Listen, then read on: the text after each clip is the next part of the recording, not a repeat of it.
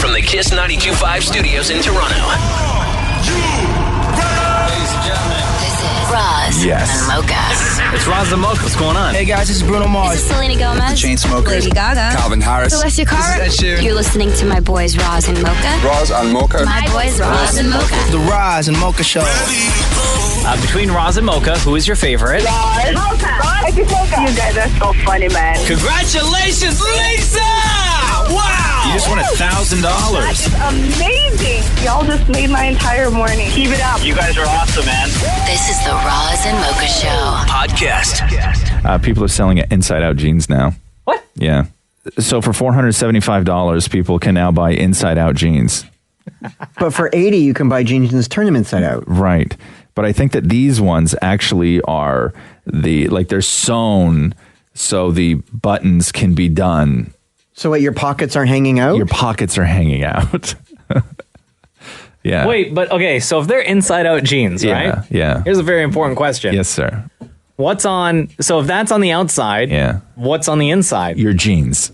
No, but is it like inside out on both sides? It's the whole thing is inside out. So it's the front of what would normally be your front of the jeans on the inside. Yes. Like take your pants off right now, turn them inside out and put them back on. Okay. I'm like a wizard. Both of you just stood up immediately and did that. I'm like magic. I should use this. Why did I use this power on dudes? Had I known I had this my whole life. So Maurie's turning his jeans. The pockets are hanging out on the outside. But where do I keep my stuff? What's that? Like my stuff that I normally keep in my pockets. Obviously a fanny pack. I have one. Okay, so do I. I love my fanny pack. Okay, so what about a belt? Oh, yeah, I don't know about a belt. What do I do with my belt? I think that maybe they fashioned these that you could actually put a belt on. They put the loops on the outside or whatever so you can still get a belt on. But yeah, so let me see that, Maury. Get on in there. Yeah, there you go, Maury, just like that. How do you do the button up? What's that? How do you do the button In up? reversies. But Don't do them all up. Come on, we were just doing this for the radio. Just do the top one, jerk. Like, it would be perfect. Yeah, just like that, Maury. Another question. Yes. How do I get into my pocket? Well, that's the tough part. Just like that. Look, you got it. There's my wallet. Yeah. See? This is weird, guys. Maury's wallet. So Maury's pockets are huge, by the way, and he's got a real heavy wallet. It looks like saddlebags on the side of your hips. Maury has the George Costanza wallet for sure. Oh, then over here. Oh, I ripped something. There's my keys. Yo, why are your keys so bulky?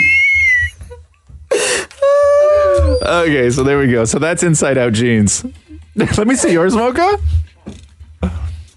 I got big pockets too. You got huge pockets too. Maury's never seen anything as funny as a person wearing inside out jeans. This is the greatest thing ever. You okay? That's awesome. The Roz and Mocha Show podcast. So this is in Toronto at like a really super busy intersection. There's a phone, an old rotary phone that somebody put on a wall, like not in a building, but on the actual outside of the building on the sidewalk that he found in a friend's basement. And he wrote the phone number on the side of it. And so anybody in the world can call this number and hopefully maybe a stranger answers and you get to have a conversation with a stranger. And to me, that's the kind of thing where you pick up the phone and then you look down on your chest and there's a red dot and somebody says they have a gun on you. You know? Yeah. Like I mind my own business. I'm Mr. Mind My Own Business. Yeah. If I see a phone ringing, there's no way I'm answering it. Yeah, it's like that movie Phone Booth. Yeah. I'm Colin Mr. Farrell. Mind My Own Business. Yeah, But no people way. are answering it. I would not trust that phone at all. And we'll give you the number again in a second. But what do you want to do? Do you want to call it or do you want to play Maury talking to strangers from yesterday? No, I think let's call it. Okay. I think because I'm real curious about this. I think we should call it.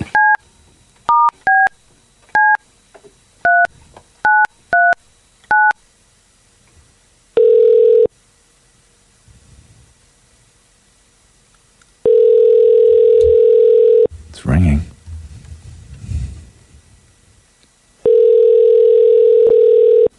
Someone's got to answer. Hello? Hey. Oh. My God. Okay, Somebody's there. Okay, so that's attempt number 1.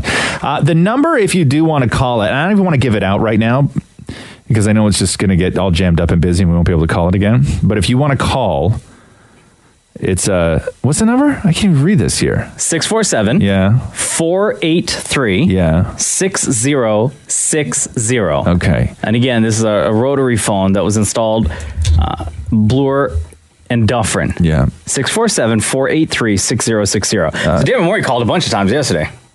Okay, let me have it. Hello. Hi, who's this? Nicholas. Knock, knock. Who's there? Cow says. Says who? No, cow says moo. Not bad. Do you want one more? Sure, I'll give you one. Okay, you give me one. Wow. You know what? I forgot it. I'm terrible at remembering jokes. Go ahead, give me one more. Knock, knock. Who's there? A little old lady. A little old lady who? All of this time, I had no idea you could yodel. That one needs a little work. Oh, okay. But I appreciate the spontaneity. Do you have to go, or do you want to just keep talking for hours and hours? I'm boiling, man. I am boiling. Okay. I gotta get home. Have Take a care, great brother. night. Bye. You too. Hello? Knock, knock. Sorry? Knock, knock. No.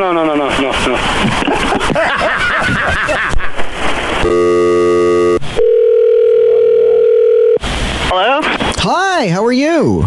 Good, how are you? I'm good. Okay, knock, knock. Who's there? Europe. You're up who? No, I'm not. All right, do you want one more joke? Sure, why not? Okay, knock, knock. Who's there? Etch. Fetch who? Bless you, friend. Bless you. Oh, that's a good one. Because you said etch you. Oh, sorry, there's a wasp here now. There's a wasp. Are you going to get Yeah, stung? I probably should go. But thanks for the joke. Oh, snap. Nice excuse. Hello. Hi, how are you? Oh! Wow, you sat there all night, huh? Hello? Hi, how are you? Good. Knock, knock. Oh, damn. Hello? Hey, how are you? Good, how are you? Okay, knock, knock. Who's there? Spell. Spell who? WHO. Get it? Because you said spell who? Funny. Hold on, let's, I bet you it's going to be busy because we gave the number out. I bet you. Watch. You watch. We've ruined it for everyone. Yeah. See? I knew it. We ruined it for everyone by giving out the number. So Maurie called it 25 times last night, and as soon as we give the number out, it's going to be busy forever now. 647-483-6060. The Roz and Mocha Show podcast. Today's national. I can't even say. I don't even know why I'm laughing. What? Say it. You know, every day is like one of those stupid days. Yeah. Like right? yesterday was National Dog Day. National Dog Day. Who doesn't love that day? Today's what? Come on.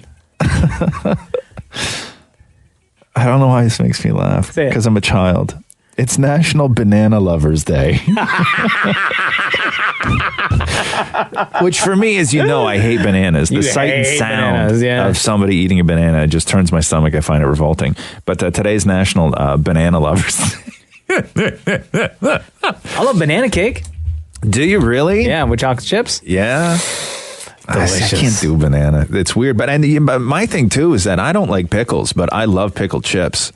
You don't like pickles? No, I hate Why? pickles. I don't know. You don't even put a pickle like on your hamburger? No. Or like on a side? Oh, don't get me started on this. Okay. Here we go. Here we go. Hold on. Okay. All right. You woke the monster. Now you got to feed the monster.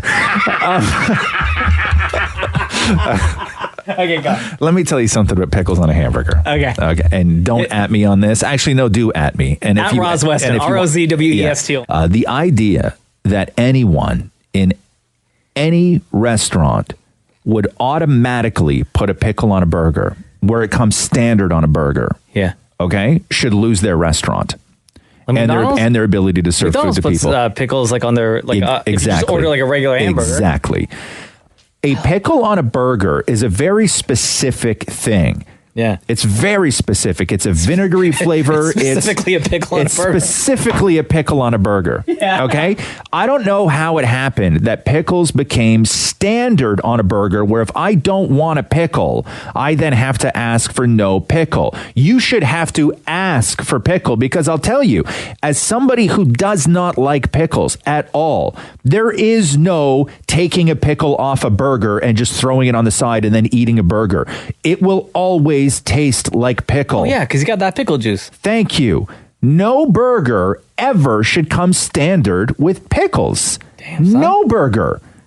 It's so wrong. Oh, it's such a real violation. heated about this. Remember when iTunes forced everybody to have that U2 album and we Yeah. all freaked out about it? Oh, yeah. Right? I didn't ask for it. Yeah. Right? That's what this is. That's the pickle on a burger. No burger should come standard with pickles. Pickles are burger ruiners, and even if you pull the pickle off, the whole thing still tastes like rancid pickle.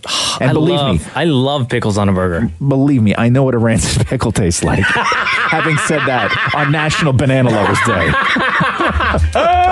Hey, Kiss, it's Roz Mocha. Hey, it's Adil. Adil, welcome back to the show. What's going on, man? Not so bad, you? Good. What's up? Are we just seriously talking about pickles and a guy named Adil called in? Yeah, so you know I'm going to come to the defense, right? Yeah, obviously. All right, Adil. Yeah, no, that was one of my nicknames. Don't even get me started. Okay. All right, so I feel like I agree with you where pickles, they can destroy a burger because they're overpowering in terms of taste. However, if you simply just read the menu and ask for no pickles if you don't like them, it's that simple. No, but sometimes, I'm telling you, I've been to places before where I say, I want a bacon double cheeseburger. Oh, okay, yeah.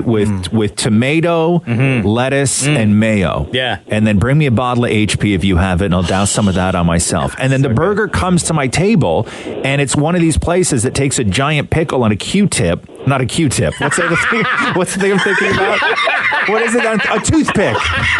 Right? Yeah. Where they put it on a Q-tip. Okay, Yeah. where they take a giant pickle on a Q-tip and they stab it through the top of your burger bun. Oh, yeah, so gimme. it's part of the presentation. That's what I'm talking about. No pickle should ever come standard on a burger. It should always be something that you have to ask for. Oh, no way, man. I love pickles on my burger. God. All right. I still disagree, but I'm sure you're entitled to your opinion. I hope. Right. Well, thanks for allowing me on a show that has my name on it to have my opinion. You're welcome. Clearly, you forgot we're talking about. You're talking to Adil. Yeah. Thanks, Adil.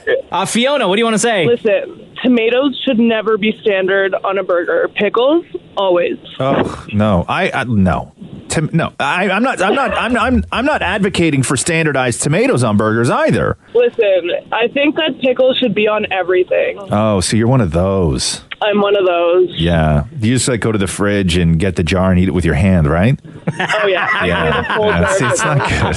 No, you're gross. Yeah, I love pickles. You're so I gross. could eat a pickle right out of a jar. You could, huh? Yeah, for you sure. Know, I pickled onions yesterday. Did you? Yep. Hold on. Okay, I don't know about that. Wait, Yeah. but do you eat pickles regularly? Do I eat pickles? No, Yeah. I hate pickles. But you'll pickle an onion? Yeah. That's weird. For tacos. Oh, okay. It's delicious. Red onion, and you pickle them, and then when you pull them out, they turn pink. So they're pink. They come out. They're beautiful. These beautiful little. Does it taste like a pickle? No, it tastes like a pickled onion. So it tastes like an onion, but it has that Like a what? That vinegar flavor to it. Oh, okay. Yeah. So it's pickled. It's like pickled eggs. You ever had a pickled egg? Oh, gross. Right? I want to. No, never. No? Oh, You know, that's so You know, disgusting. a really good friend of mine has a jar of pickled eggs in his office. That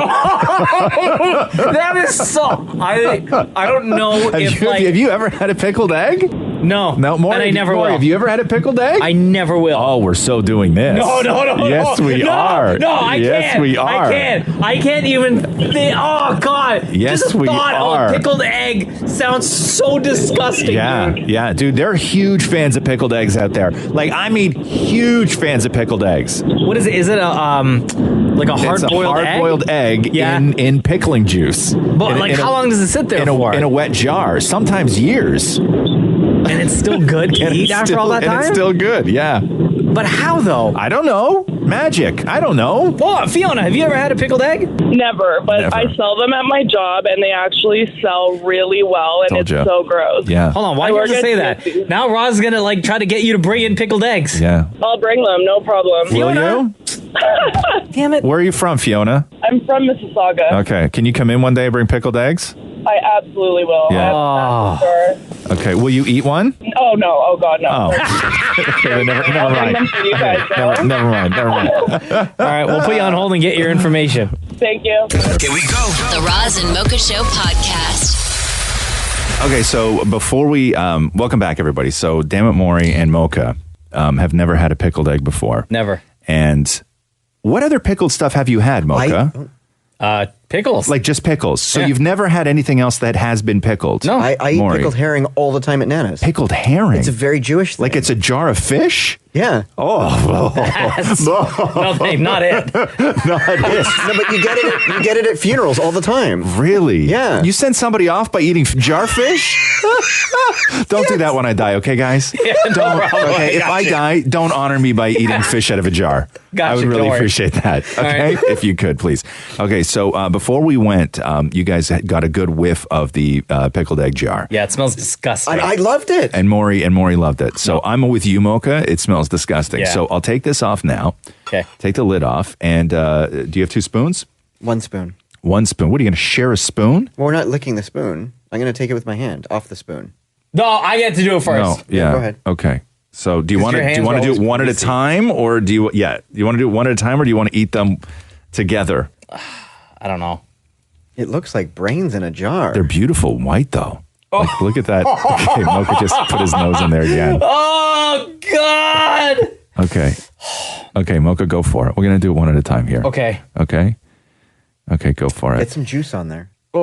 Okay, so Mocha's going in the jar with a spoon, and you got to put the whole thing in your mouth. The whole thing? Yeah, I think that's the only way to do it. You don't want to. What do you want to bite it in half and then have half the? I need this bag just in case. Okay. In case of what? Oh, Okay. no. In case I throw up or something. So right now there's a wet egg on a tiny little spoon. Okay, Mocha put the spoon back in the jar. He's holding onto the egg now. Okay. So go for it. So this is the pickled egg, Mocha. Drip. People love these. Oh, I don't want to do this. People love these. Honestly, I don't. Try it. Just try it. Okay, the whole thing down the hatch. Stop smelling it. If you keep smelling it, you're not going to want to put it in your mouth. That's what she Stop said. it. Okay, ready? Yeah, go. 1, 2, 3. Down the hatch. Okay. Okay. Yeah. Okay, for real now. 1, 2, for real. 3 down the hatch. Okay. Yeah. 1, 2, 3. Go. Okay, he's eating it. He's eating it. How is it? Describe it. Oh my God. What's it? Doesn't it just taste like an egg, or is it so? What is it? I can't eat this. No, you're almost done though. Okay. It looks like you're keeping the majority of it on the wrong side of your teeth. You got to start putting some in your mouth. You're keeping it locked between your teeth and your lips right now. You actually have to put it in your mouth and start swallowing. This is not going well for you. I had no idea. I assumed it would just taste like egg. No, I don't like it. You don't like it? No. Have you swallowed any of it? Yeah, I don't like it though. Are you going to swallow the rest? No. Just swallow you're the not. rest. You're Just not going to swallow swallow the the rest. rest. I can't. No, I can't. you Okay, can't. I can't watch you spit it out when I'm about to eat it. Okay, Maurie, now go into the bag. Ew! No! Okay, Mocha, before you do that, Maurie, Mocha, one final thought on your... That's disgusting. it's disgusting. Oh, that is so I gross. thought it would just taste like egg. Okay, Maurie, Oh. down the hatch. Oh, it's very vinegary. It's what? Very vinegary. Excuse me, what? Very vinegary. Yeah? Is it good? Are you enjoying it? No. No. I thought I would. No. It's so strong. Yeah, it's gross, right? Do you want the bag? I want the bag. Quickly give me the bag. No. Back in the jar? Ew! You're disgusting, dude. You wouldn't give me the bag. That is gross. You are gross. I really wanted to love it. Oh, So that's a God. that's a pickled egg. It's on my teeth. Right. Also, guys, if I do die, no egg jars as well. Gross. The Roz and Mocha Show podcast. You like sweating, huh? Oh, I love it. Yeah. Yeah, I love it. Just damp everywhere. I don't know. That's kind of gross. Yeah. Like, I don't mind sweat, but I couldn't be sweaty like all the time. Yeah. I now sweat a lot down my back, which is new. That's new for you. Yeah, Really? I never used Really? to sweat down the back. Now there's tons of right down the middle. Did you only just sweat on the front? Yeah. I used to, like, you under should the- probably see a doctor about that. Right? Yeah, like if you only sweat out the front, that's weird. You should be sweating equally Everywhere. everywhere. No, but Yeah. now I only sweat out the back. Now you Only the sweat out back? Like right down the middle. You could feel it dripping down my middle of my back. What have you been doing to the front that you only sweat out the back? I now? guess it's out. Have you like sealed it up somehow? It ran out. Like, are you? Like, you ran out of front sweat? No, you didn't run out of sweat. I'm worried that you've clogged yourself up with some sort of magic potion that you bought. Yeah, from it's somebody called who said that grease. it was going to help you lose Like weight. shoves out the back. Yeah. Ew. Yeah. Like, you know what I That's mean? so gross. That's yeah, so gross. yeah. So wait, like, so I like, need to know if this is actually sweat and not like discharge. Right? Like, I need to know that this isn't infection. Are you sure it's oh, sweat? that's so gross. Well, how are we going And, to check? and that it's not infection? No, I'm pretty sure it's sweat because it only happens when I'm outside. Okay, true that. Fair Or enough. when I But do you walk. sweat from or like when you walk, right? Is Okay. it from like the back of your neck that it drips down, or like It just comes out halfway down my back and then drips down. like from one spot, like a faucet? It's not normal, bro. And you could feel it there's drip. all So, sorts okay, of so wrong with you, you're not man. so much sweating as you have a leak. Yeah, when I'm outside. no, right? he sprung a leak. Wow. Could you imagine? Okay, let me ask you this question. If you had to, no. okay, if all your sweat came out of one spot and it did spray like a tiny little hose, and we all had to have one place where it dripped out of. Yeah. Okay. Where would your sweat hose be? Where would you pick? And if it was like, okay, let's say it was all different places on all different people, and, Okay. you knew a guy where it was like right between his eyes, and it was Yeah. very unfortunate. Yeah. You know what I mean? Yeah, so your limit- your it limit would is it your would be one body. of those things where you're like, oh God, thank God my sweat hole wasn't there when I was Yeah. born. Like I got one of those great sweat holes that I can easily conceal. Where would you hope that your sweat hole would be, like your sweat faucet would be? Maybe if you had to pick somewhere on my head, because On your head? because I always wear a hat, so I would think that it's easier to conceal with a hat. See, But then you'd have to stuff paper towel up in the hat to soak it up. Otherwise, it's gonna Okay. It's gonna soak the inside Right. the hat and start I dripping want down my- your face. How about start dripping down your face? What if it was from like my heel? And then you have wet feet? Have one wet foot all day? My knee? Yeah, I guess the knee wouldn't be too bad because you can easily conceal that. You can gauze it up and like put a bandage and whatever else around it. I guess. Yeah, maybe the knee. Where would your sweat hole be? My sweat hole would totally be, I was going to say my foot, because then it'll just look like you walked in a puddle. Right? But on a super looks dry day? No, but nobody looks down at your feet, so it could drizzle out your shoes. Yeah, right. But think about if you're Although then you're going to get that constant squishing sound. right. And I was just going to say this, like, let's just say you're somewhere where you're not wearing shoes. Oh yeah, gross. Right? Oh, that is so gross. Oh my god. What, And like dance this class? conversation took a No, turn like for the you're worse. sitting there, or like a goodbye flip flops, I guess, right? You're out on a patio, flip flop, your sweat hole's on your foot, and it's suddenly spraying okay. everybody under the table. So what about... Okay. Oh, that is so gross. So can I change it That then? is so yeah. Okay. gross. So if you're just joining us right now, if you had to, if let's just say instead of sweating out of our pores, if sweat came out of one specific part on your body that you couldn't choose, but it was different on every person, like you would know a guy and you grew up with a guy where it was on the tip of his nose, and it was really unfortunate because it always ruined lunch. If you had to pick, where would be the place where you would want Then your I'm valve? going to say my nostrils, because then it could just your be... nostrils. But then you can use a Kleenex like as if it was a runny nose. I know, but you also have to kiss people. Yeah, but you're not sweating 24/7 out of your socket. Yeah, but hopefully there's parts in your life where sweating isn't necessarily just from heat, but because of a good time. Know what I'm saying? Oh, then you're going to be dripping all over the person. Thank you. Okay, we're done. We're done, guys. Honestly. This is the Roz and Mocha Show. Podcast.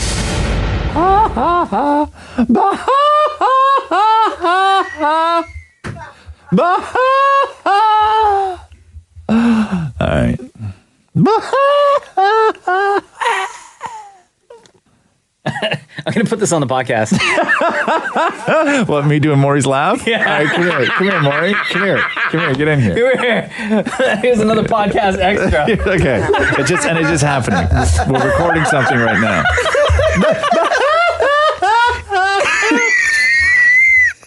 Oh my God. See, that I can't do. I still don't have your wheeze down.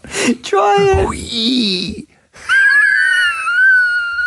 Oh my God. Wait, who was that just now? Was that you, Roz? It hurts so bad. Or was that Maury? No, wait. Okay, wait. I'm gonna try it, Maury. Don't wheeze, okay?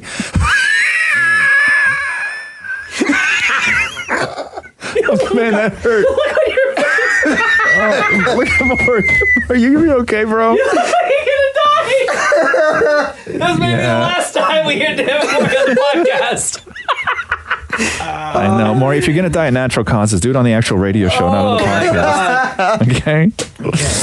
Thank you, Can Maury. we please now talk about Option Plus with Air Transat? Yes, because I've done Option Plus and I've also flown Club Class. But Option Plus is really one of those things. When you look at the 60 destinations to choose from between down south, Europe, Canada, all over the U.S., Option Plus gets you far more privileges. We're talking standard seat selection. Sorry, I had to do it. We're talking standard seat selection, priority check-in, at a dedicated counter, priority boarding, and priority baggage handling. Plus, on top of that, additional piece of luggage to bring all the comforts of home. Yep. Even if you cough like Damnit Maurie and you need some extra medicine, you can bring that along with you as well. Plus special perks for optimal onboard comfort. We're talking earbuds, a beverage, goodies to eat. Enhance your Air Transat flight with Option Plus. You can get all the details at airtransat.com. All right, you want to take a phone call? Yeah, for sure. Right. Hi, Roz Mocha. Who's this? Hi, it's Carly. Carly, what's going on? Good. Today is my birthday. Oh, happy birthday. Thank you. How old? I'm 27. Happy 27th birthday. Thank you. So what would you like from us for your birthday? So I love when you guys play games. It just makes my day. Oh. I would love to hear 5 and 7 or Pinch. That'd be wonderful. Okay, now. Birthday choice. You get to choose right now. Okay. I'll pick Pinched. You want us to play Pinched? Yes, please. Okay. Holy. A Roz and Mocha original game, Pinched. So let us get the clothes pegs. Let's get everything kind of set up, and we're gonna play the song. When we come back, just for you, Carly, for your 27th birthday, we're gonna play Pinched. Okay? Thank you very much. All right, girl. Happy birthday. Thank you. Yeah. The Roz and Mocha Show podcast. So I love when we get requests to play games. And most people, I would say, when they call in to request a game, they call in Pinched. Yeah. That's what they wanted. That's what they want to hear. And that's what we just had. So as promised, this is Pinched. Very simple, trivia-based game. Maurie versus Mocha. In front of them is a pile of wooden clothes pegs. You get a question wrong, you get pinched. Your opponent gets to put a clothes peg on any part of your body that they see fit. Gentlemen, are you ready? Yeah. New game alert. New game alert. Okay. This is Pinched. Okay. So, two categories. As we had said, the game is Pinched. Mocha, can we hear your buzzer, please? Maurie, yours. Again, one time, Mocha. Maurie. Okay. Gentlemen, your categories today are Under the Sea. These are all words that start with B. B? Yes. Okay. Under the Sea, Maurie. These are all words that start with B. Under the letter C, Maurie. Yeah. Okay, these are all words that start with I'm so B. confused. Are you confused? Very. Okay. Okay. And the category number 2 is, what are those? Okay. Mocha, I will let you pick the category today. Okay. Let's go with what are those? All right. Question 1, gentlemen. Even if they called them gators, they'd still be ugly. Mocha. Crocs. Yes, sir. Damn, Maury, open your mouth. Okay, so Mocha's going in with the clothes peg now, right on the inside of his mouth, like pinching. Maurie's mouth is wide open. He's just pinched it right on the corner of his lip. Ah! Oh, that right looks... at the seam. the seam. That's so gross. Sounds so gross. All right, moving on to the category of what are those? Red bottoms, and I ain't talking about Maurie on a Saturday. Damnit Maurie. Hold on, before you answer, repeat that because that was very funny. Red bottoms, and I ain't talking about Maurie on a Saturday. Christian Louboutin. Yes, Maurie. I will even take the mispronunciation due to the fact that you have a clothes peg in your mouth. Okay. Here we go. So Maury's now. Open your nose. Open your nose. How does somebody do that? That would be weird. It'd be like Predator if you could do that. Jesus! Oh, that looks like it hurts. Okay. Right in the seam. Moving on to the category of what are those? AKA all day I dream about sex. Maurie. Adidas. Yes, sir. Okay. Eyebrow. Ow, ow, ow, He's going, ow. oh, see. What winds up pinch my happening skin. with the eyebrow is that Maurie. Oh. I felt so much heat. Right. And Mocha has that beard too, so oftentimes when you're pinching him, it gets caught in the hair as well. That looks super painful. Oh, God, my eyes are watering. Final category, and what are those? Swoosh. Mocha. Nike. Yes. Oh, God, guys, my nose hurts. Those were all shoe questions, by the way. Oh, man. Okay. Mocha I can't see out of one eye. Maurie's taking mouth pain like a champion. Oh, I know. Right? I don't even want to know. No, he's unfazed by it. I don't know what's doing in there. You can handle so much pain in that mouth. Oh, he's going for the boob. Why you keep squeezing my We boob? haven't seen a... Why are you slapping my boob? I saw this on a Vice documentary one time. Oh, no, you can't. Oh, it's there. It's there. It's right there. It's right there. You did it. You went there. Okay. Off to the... it broke. Okay, off to the category of under the sea. These are all words, Maurie, that start with the letter B. What? The only way to enter a pool when you're looking to make a splash. Maurie. Bored. Incorrect. Mocha. Belly flop. Correct. Oh, like as in diving board. Oh. Okay, the game is pinched, by the way. It's trivia. Maurie versus Mocha. Good. And if you get a question wrong, you get a wooden clothes peg put somewhere on your body. Mocha's having a real hard time with this so far. Oh no. The skin is stuck on the metal. Oh no. Oh God.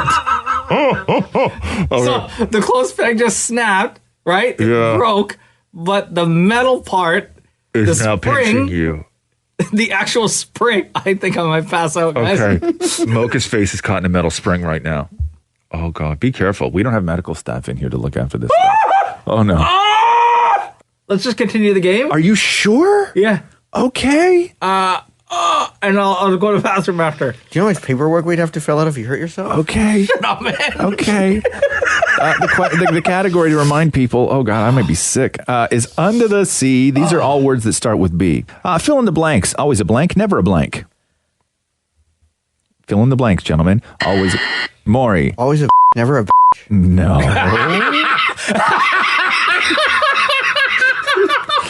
I don't know. There's another saying. B. B. There's another saying that you would fill in the blanks for. Always a B, never a B. Not the B word you were thinking of. More wholesome, Maurie.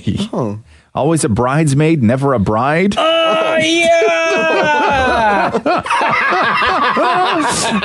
Okay, in the category of under the sea, all words that start with B. This is there's an audio clue to this one, gentlemen. Oh, wow. Okay. If you would allow me here. Yeah. Mocha. V-boxing. Correct, Mundo. Okay. Oh, God. Mocha is now going to put a clothes peg on Maurie. Oh, he's going right for that. Oh, no, the you thin can't. skin on the front of your neck, right on your throat, is where he's going. Just that thin skin right there. It's tight. It's tight. Your neck is pretty greasy. I don't know what you got under the I can't laugh. Maurie, if that thing shoots off your greasy neck and hits me, I'm going to be very upset. Okay, final question. Final question, gentlemen. Little prick of this tightens you right up, mostly in the face. Maurie. Botox. Correct. Oh, snap. Guess what? Oh, no. We're tied. You're tied. How can you be tied? Oh, because... That's a first. Oh, no. Oh, God. Oh, God, Maurie's going right for the neck, too, but you did it aggressively. Oh, no. Oh, no. Oh, no. Okay. Oh no. Okay. Okay. We need a tiebreaker. Yeah. Okay, hold on here. Hold on. Maury, pick a number between 1 and 2. 2. Incorrect. I wrote 1. Mocha wins. Congratulations, Mocha, on another hard-fought victory. Hey. The Roz and Mocha Show podcast. Every now and then on social media, you stumble across an argument between two people who are arguing about something that neither one of them know anything about. Oh, God, it happens all the time. And that happens all the time. And you see it all the time on social. Very rarely do you get to experience one of those arguments in real life, because it's very different in real life when you actually hear two people arguing over something that neither one of them have any idea about what they're talking about. Okay. So this is a conversation that was recorded between Maurie, of course, and his husband, who everybody loves, Damnit Matthew. So it's Damnit Maurie Damnit Matthew. and Damnit Matthew. I'll play you the beginning of the conversation so you can get a little test. Okay, so here's the beginning of the conversation. I have a question for you. No. We were at the beach the other day and it dawned on me. Did it dawn on you? It dawned on me. Is there no lake that touches the ocean? Oh, God. Why do we care? Do you think? Lakes touch oceans, kind of, sometimes. Which lakes touch oceans? No, a lake goes into a river that goes into an ocean, or the vice versa. The ocean goes into the river that goes into the lake. Then what happens to the salt? The salt is only in the Atlantic. Okay. Okay. Everything about that explanation is completely wrong. Okay, so you see where this is going. Now, this went on for a long time, so I had to take it and condense point, counterpoint, argument, point, counterpoint, argument between Maurie and Matthew arguing about do lakes touch oceans? Are oceans salt water? What happens to the salt? Do oceans dump into... So neither one of them have any idea what they're talking about, but it turned into a very heated discussion. Here's the condensed version of that conversation. Is there no lake that touches the ocean? Oh, God. Lakes touch oceans, kind of, sometimes. Which lakes touch oceans? No, a lake goes into a river that goes into an ocean, or the vice versa. The ocean goes into the river that goes into the lake. Then what happens to the salt? The salt is only in the Atlantic. There's no Pacific salt? Maybe. I don't know. I haven't been to the Pacific Ocean. But if there's a river and then into a lake, how does there no salt in the lake? I don't know these things. Maybe they're not always connected. So can you not, if you travel in a lake, you get in a boat, you can't then get to a place that's touching an ocean? The Great Lakes, they're not attached to oceans. Are those the only lakes? No, there's Lake Como. There's, all kinds of lakes. Kokomo. No. And the rivers and the streams are not from, they don't connect the oceans and the lakes. I think sometimes they do, because where do they come from? Again, then what happens to the salt? Not all of them have salt. How can an ocean not have salt? Not every ocean has salt, I don't think. I only know the Atlantic Ocean as being salty. And then it doesn't stream out? Maybe there's the rocks filter it? It's a filtration process that happens naturally. How do they determine then what's a lake and what's an ocean? You're asking me the same question over and over again, and I've already answered it 10 times. You've answered nothing. Yes, I have. Hope you paid attention, kids. Right? Back to school's happening. You can skip the first week. The Damnits took care of everything for you. The Roz and Mocha Show podcast. Attention, everybody. Okay. There's a new dating fad taking over. It's not even, it's a philosophy, really. And if you're sick of Tinder and it's not working for you, yeah, there's too many options for people, so nothing means anything now. Nobody has to work for anything. Hooking up has now become so easy, but that's where it begins and ends, is just hooking up. And people are really sick of Tinder. And I'm reading this article, and people have moved away from Tinder, the ones who it's just not for them. It's a new thing called slow dating, SLOW dating. Wow. Slow dating. And really it's intrigued now. very successful. Yeah. People have had amazing results from slow dating. We got a text. Tinder kind of sucks. Hit me up with that slow dating. Yeah. Okay. You want to take a call first? Yeah. Okay. Hi, it's the Roz and Mocha Show. Oh my God, I'm so excited. This just made my whole life. Okay. Why? Okay. What's your name? Kate. Kate. Okay, so you're the first call that we took. I will explain to you, Mocha, and everybody else exactly what this new thing called slow dating is. Okay. And again, are you sick of Tinder? Yeah, I have no luck with Tinder. I downloaded Bumble, and it lasted like 48 hours before I kind of left it in the sidelines. Okay. So Kate, you're single now. I'm all ears. Be prepared to be blown away. Okay. According to a report in the Wall Street Journal, younger single people are getting tired of Tinder and other dating apps. They're overwhelming. They meet too many people. There's too much ghosting, and they feel like it's a job. Quote, so instead, they've created something called slow dating. Slow dating. What slow dating is, are you ready for this? Yeah. Is where you meet someone in person, maybe at an event, or through a friend, or maybe at a bar, and then you go on a date with them. Okay. Wait, so like just dating? Yes! Regular dating. And they're marketing this as a new thing called slow dating. It's just called dating. It's just called meeting someone and dating. Yeah, regular dating. Regular dating. Essentially, all hope is still lost then. Right. The Roz and Mocha Show podcast. Yes, Fabian, what's going on, dude? How are you guys? Good, how are you? Tired, man. That luxury party yesterday was crazy. You had fun? Oh, off the chain, man. Yeah? Crazy. Nice. Yeah, man. It was a good way to start mine and my wife's 10-year anniversary. Nice. Oh, wow. There you go. 10 years. Congratulations. Congratulations, brother. 10 years. Thank you. Crazy. Yeah. 10 years going strong and 10 more to go, if not longer. Hell yeah. Only, you know what I mean? You only give me a minimum of 10 more? I don't know about life expectancy. You know what I'm saying? There's nothing wrong with setting a goal of 20 years, man. Like, that's a real long-term goal. Yeah. I applaud the hey, man, if we can make it to 20, we're good. Yeah. Exactly, right? The way I thought of it first, if we can make it to 10, we're good. Now we made it to 10, so we could do another 10, right? So tomorrow is Roz and I are celebrating our 9-year anniversary. I know. That's why it's a big thing. I know today's mine and tomorrow's your guys'. And tomorrow's also my parents. I think it's 43. Oof. Oh, man. 43 or 44 years. Yeah. And for me and Catherine tomorrow, it's also our 13 maybe? Oh, my goodness. Maybe 13? I thought it was like 11. No. Yeah, I was going to say more because Mocha would know more. No, because I've been with Catherine since I started on ET. Oh, okay. So then I met her that year. Oh, that year? No, like that. I met her before I started my first day. At ET Canada? Yeah. Okay, so that is, I know exactly when that is. That is then, you started, so it's 14 years. 14 years. Yeah. Yeah, there you go. Wow. You're welcome, by the way. That's bonkers. That's bonkers. You're welcome, by the way. Yeah, thank you. Jeez. Oh, it's so crazy. What time should I come over for dinner tomorrow? Yeah. No, when I met her, she was, I think, 20. Yeah. I think 20. Oh, damn. Yeah, and it's crazy. Right? I was like 30. Whoa! I think 6 months. I think 6 months before I met Catherine, she was a teenager. No, sorry. I think 3 months before I met Catherine, she was a teenager. AJ, nothing but a number, man.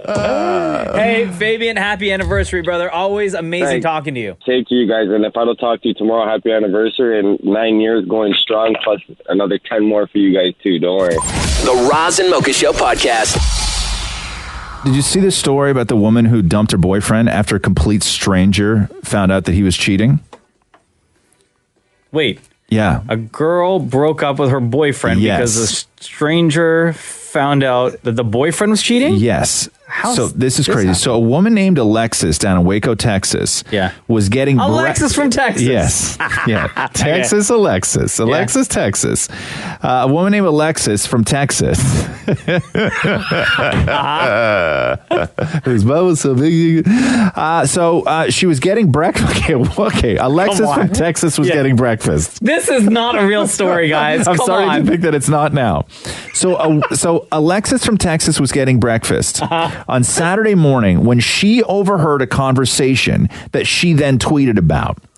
And what she said was, "Dear Hannah, the new nursing student in Dallas, I heard your boyfriend at the taco stand this morning talking about how many times he's cheated on you since he's been back at Baylor University. He's trash, dump him." And then people started retweeting Alexis. It went viral. And by the next afternoon, it made its way to Hannah. And then she tweeted, "I dumped him," just to update everyone. What? So Alexis from Texas was eating breakfast. Right. And overheard Hannah's boyfriend. Yes. Talking about how many times he's cheated on Hannah. Right. Told the story on Twitter. Yes. And eventually, with all the retweets, it made its way to Hannah. Right. And then she wound up dumping him. The power of Twitter, huh? Right. But is that not an invasion, though? I'm torn on this. I'm really, really torn on this. There's a part of me that's just like, mind your own business. But then there's a part of me that you would maybe want to know. But I don't know if you want to know this way. Like through Twitter? Yeah. Where you have like thousands of retweets? Yeah, I don't know. Because we've seen these stories before where somebody's looked over somebody's shoulder. Like two people are at a concert and then the girl gets up and goes to the bathroom and the guy starts tweeting his booty call. And somebody behind them sees. I don't know. There's a privacy thing. There's a privacy issue with this. Wouldn't you feel bad for the person who's being cheated on? I understand that there's a privacy issue, but I'm just putting myself in the shoes of the poor person who's being cheated on. I'd love to find out anyway. No, I have no feelings because it's none of my business. No, but if you were the one being cheated on, sure, it's a terrible terrible feeling. feeling. Find out? Yes, of course, but I don't know if this is the right way to do it. I don't know if this sort of policing is where we should be going. But if I know not this for sounds her- like a great success and a wonderful story. I just don't know if this is where we should all be going. It's very North Korea to me. Yeah, but if not for her, then poor Hannah may not have ever found out. I don't know Hannah, but I don't know her. So I understand both sides. And I understand what you're saying, Roz, because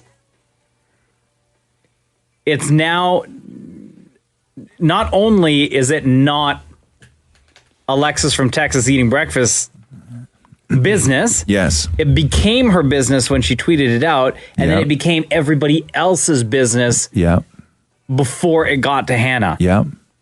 And I don't know how I would feel if I were Hannah. Sure, she broke up with the dude because she found out, but I would also feel kind of like almost embarrassed. I don't know if embarrassed is the right word, knowing that these thousands and thousands of people who I don't know know my backstory on this relationship and that my man was cheating. Let's change the context. Let's change the context, okay? I'm out and I see two people at a restaurant having dinner together and they're railing against their days. And one person is completely going off on their boss. Boss name's Jim. Jim works for Nissan. Okay. And they're going off, saying he's an idiot, doesn't deserve the job, can't wait to him to be fired, and you take over the whole operation. And then I tweet, "Hey, Jim from Nissan and wherever it is, one of your employees named whatever, because I overheard your name, thinks you're an idiot and is lobbying to take your job." Is that okay? Nah, because I ain't any of your business. None of your business. None of this is none of your business. But I think one has more feelings. No, but Alexis, it doesn't. But you'd leave that restaurant going, "Oh my God, I feel so bad for Hannah. No. Should I have done something?" I feel bad for people who get cheated, but I don't need to get involved because it's none of my business. It's going to hang over you forever. It does not hang over me forever. I completely forget about things like But that. I also think I don't need to be a hero, Maury. You need to be a hero. You need to be the one who tweets that to be a hero. Not only do I think that it's none of Alexis's business. Yes. But all the people that retweeted. Thank you. None your business. That's a lot of people, man. A lot of people who know that backstory before it got to Hannah. Yeah. We don't mind our own business anymore. Everybody's business is all your business. Mind your business. The Roz and Mocha Show podcast. So on the phone with us right now is Hannah. And please, you got to listen carefully here because this story is about to take a huge turn. What's going on, Hannah? It's Roz and Mocha. How are you? I'm good. How are you? Good. You just living that single life now? I've been living it for a while, actually. Okay, so Hannah, what happened? Well, so some of my friends, they retweeted this viral tweet from Alexis, and I saw it, and I was like, that's funny. Like, my name's Hannah. I live in Dallas. I'm not a nursing student. I don't have a boyfriend at Baylor, but I'll just respond to be funny, thinking the only 2 likes I'll get are my mom and dad because they like everything. And what happened? And it blew up. And I actually put my phone on the charger, and I'm not gonna lie, I was pretty hungover on Sunday, so I went to sleep. And I woke up, and my phone was just off the hook, and I was like, oh my goodness, this is crazy. I did not expect this to happen. So how many tweets and likes and retweets did your tweet get? I know the likes, it has 504K likes right now. Yeah. 504,000. 504,000. And Hannah, just to be clear here, you are not the Hannah with the boyfriend at college who was cheating on her. No, I'm not. You're not the real Hannah. You are a Hannah, but not the Hannah. I am a Hannah in Dallas that jumped on the tweet, but I am not the Hannah with the boyfriend. Hannah. Right? 500,000 retweets, and you're not even the Hannah. She's not the Hannah. A Hannah.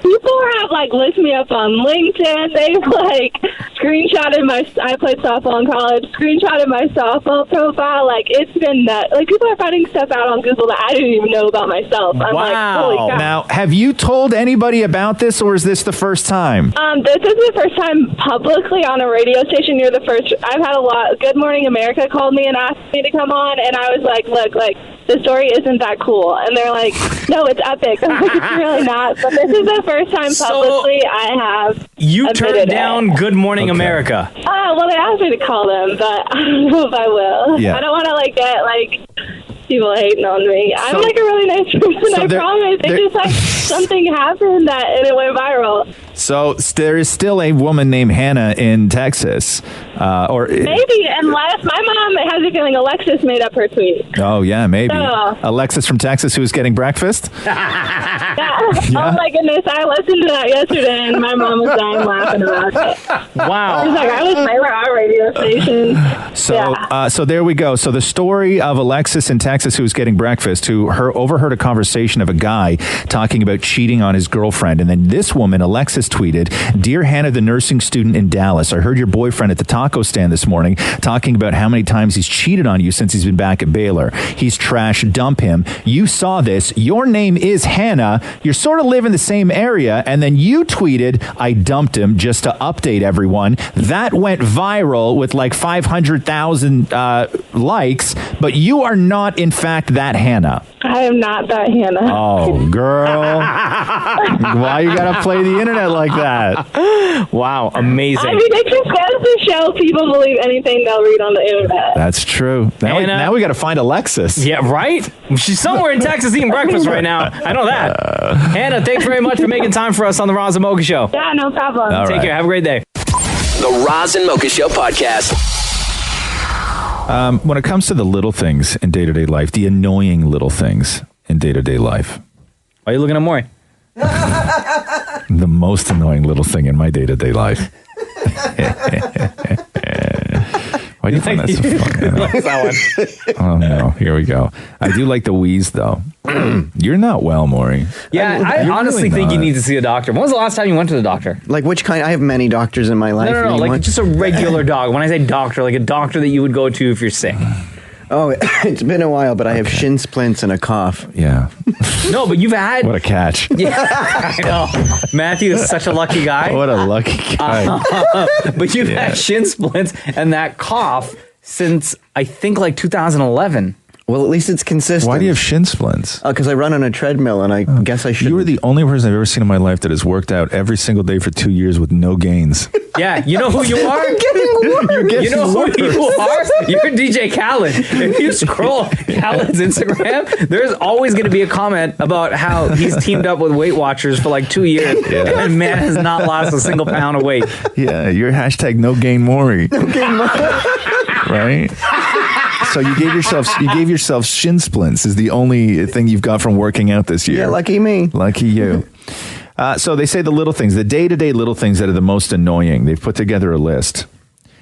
My number one thing is actually not even on this list. So some of the things that didn't make the list, your phone battery dying, that's an annoying little thing. Pointless meetings, people misusing there, and there, construction outside your window. These all did not make the list, but I'll run down this list here. Oh, like they, there, and they are. Okay.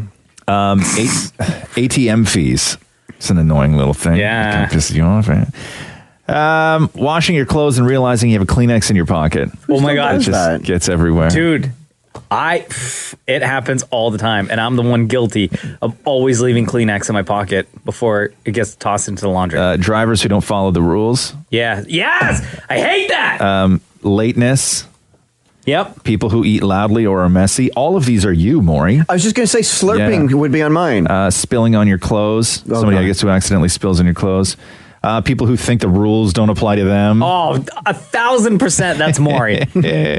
Someone not saying please or thank you. Yep, Maury. Or I'm sorry. Yeah. Oh! I added that. 2,000% Maury. People cutting in line. Yeah. And people not listening to you is number one. Oh my God. This list should just be called Maury. And what's not on there that you would add? My number one, and I think that there actually should be a ticket for this. I think there should be a bylaw, and it should be a ticketable offense when you are walking behind somebody and you're about to walk into a building or out of a building, and the person in front of you is able-bodied, and they stop and they hit the button. Yes! And you stand there and they wait for the door to slowly open. It's at that point where I reach my hand over their shoulder and push it in a very rude way and go like this in their ear. You lazy ass SOB. The Roz and Mocha Show podcast. What percentage of people do you think that when they polled, said that they feel they are underpaid, paid fairly, or overpaid? I would say underpaid is going to be a super high number because everybody feels that they're being underpaid for the job that they're doing, whatever that job may be. Right. So I'm going to say the underpaid percentage is going to be somewhere in the 70s. Okay. And then people 70. who said they're paid fairly? Oh, rough numbers. 10%? Let me ask you this. How many people said that they feel that they were overpaid? 2%. 2%. Yeah. 2%. I'm going to say 2% of people. I'm going to say 0%. Zero. Why? Because you would never admit to that? Exactly. Or you the don't minute think you that, say you're overpaid, your boss can be like, cool, give us some cash back. But what if it's an anonymous thing? Like you're telling this to a pollster. You're not telling this to your boss. Nobody would say that they're overpaid. You don't even want those words to ever come out of your mouth. Hell no. No, okay. Right. Just in case. Oh my God, I'm so overpaid. Because Maury has one of money? those Siri or Alexa things in his house, and you know it's recording everything. So totally. You can't even say those words. No, I'm never. overpaid. Not even right? mouth it. Don't even think it. Don't even think it. But according to the survey, 5% of people said that they thought that they were overpaid. Yeah. 5%. It's more than what you thought. Yeah, way more than what I thought. Yeah. It's such a thing. Well, I'm sure there are people that think that they're that's kind of coasting. Yeah. And like I should not be getting paid to do this job. Yeah, and I don't think that it's somebody who is necessarily hired for a job that then they start to feel that they're overpaid for it. I think that these sort of numbers may come from people who have been within companies for a while. Jobs have changed, directives have changed within a company, your duties have changed, and then you may be at a place where you were not a couple of years ago, and therefore maybe feel like, oh, the last couple of years of really being overpaid here, guys. Yeah. You know, like it may be one of those situations. But I'm surprised that people would actually admit that. I know, me too. It's a hard thing to admit. Very. It's a really hard thing to admit. Yeah. But also, imagine how great you feel every day being one of those 5%. Where you can admit it. And you walk into work every day. Yeah. What's up? Yeah, you walk in just lounging. Yeah, you're the best employee. You feel so comfortable. Yeah. What were the other percentages there? So 46% of people thought that they were underpaid. 49% of people said that they're paid fairly. Wow. The most, that's way higher than what I thought. Most people thought that they were paid fairly. When's the last time, Maury, that you thought that you were paid fairly? I think when I worked at a movie theater. Right. So you still, to this day, right now, feel that you're what, underpaid? Always. Damn. If I can't afford gas and bread in one paycheck, there's a problem. Here we go. The Roz and Mocha Show podcast. A company called Right Pet just finished an 8-year survey of more than 16,792 people from 113 countries. Okay. That's a big study. Sure. And it all had to do with what pet kids want the most. Oh my God. How many people again? It was an 8-year survey of more than 16,000 people in 113 countries. Without doing that study, I could tell you right now, the answer is dog. Okay. So kids between 10 and 17 years old reported that pet rats were the most satisfying pets. Get out of here.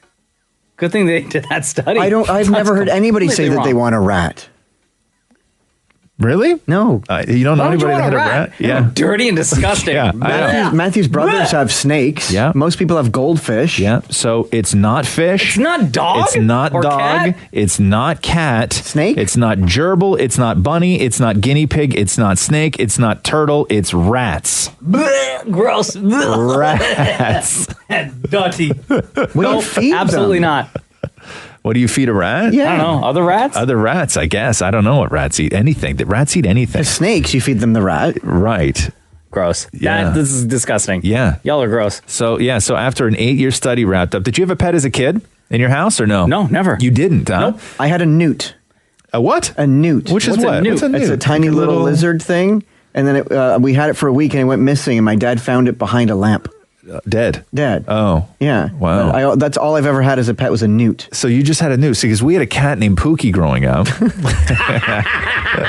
Oh, yeah? Right? And then we had dogs.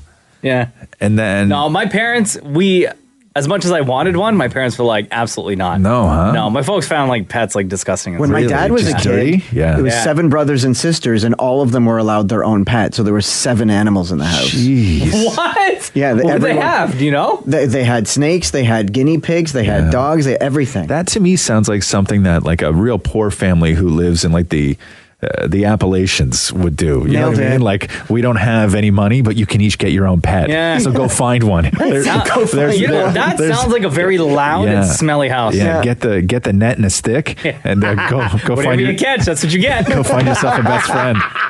So what do you know what kind of pets they were? Like, was there a limit? Like, well, I just remember my dad, like they had guinea pigs, they had snakes, there was a ferret. Well, what pet did your dad, Frank, have? My dad had a cat. He had a cat. Yeah. Wow.